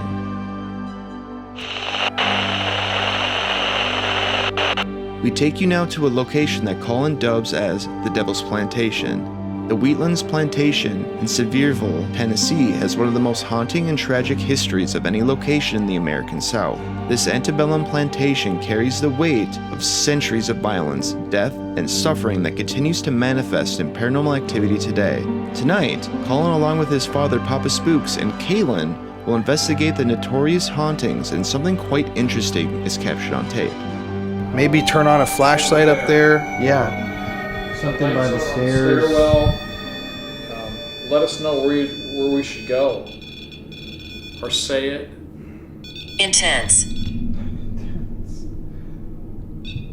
What the hell? Yeah, that's a weird sound. I'm glad you like playing with that thing, but we need some other sign from you about where you want us to go. If you look over there, there's motion lights, little balls. Even if you go up the stairs, there's all these little toys that'll light up. I'm agitated. Oh, okay. This seems like the angry man in here still. Can I do an SLS?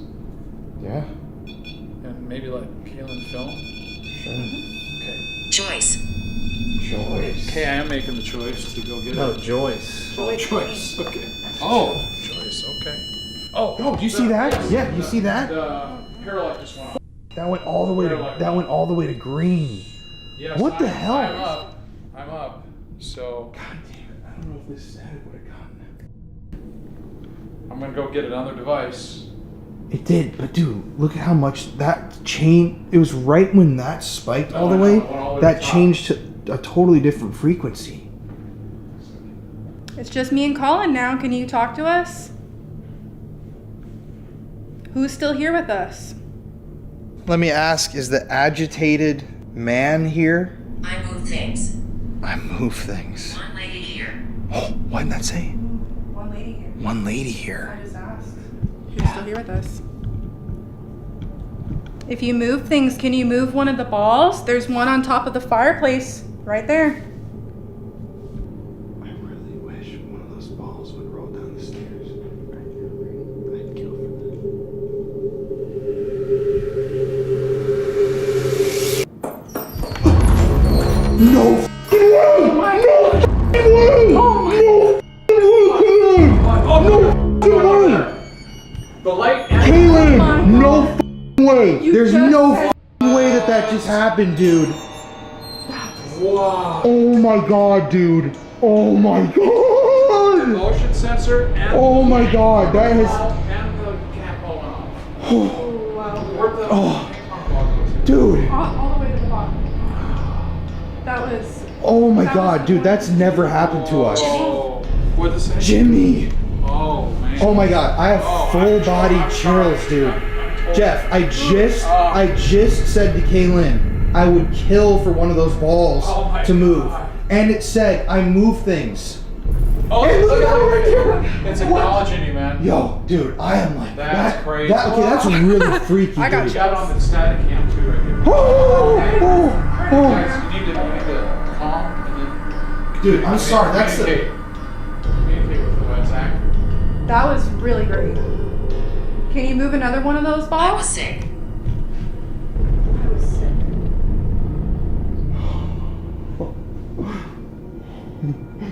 Oh my god, dude.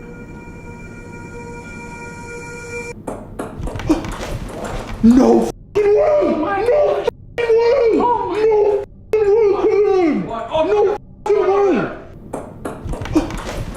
No f***ing way! No f***ing way!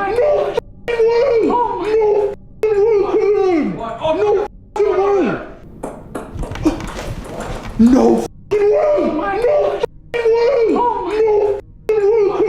No f***ing way! That ping pong ball bouncing down the stairs had to be one of the not only most shocking but most insane paranormal captures that I think we've ever gotten in the history of the show. I mean, recently we've had so many crazy things happen. We've had doors slamming, we've had voices that we've heard, but that ping pong ball, I mean, this is something you cannot create, you can't even falsify. The spirit talker says it's gonna move something, throw something, I can't remember exactly what it said. Then I lean in and whisper to Kaylin, I would kill if one of those ping pong balls would move. And immediately the ping pong ball flies down the stairs. As the three of them spend time in the living room trying to communicate with the spirits that are haunting the Wheatlands plantation, something that all investigators hope to happen, happens. A ball that has remained stationary all night begins to bounce down the steps, sending the team into hysterics. What would cause something like this to happen? Let me know in the comments below.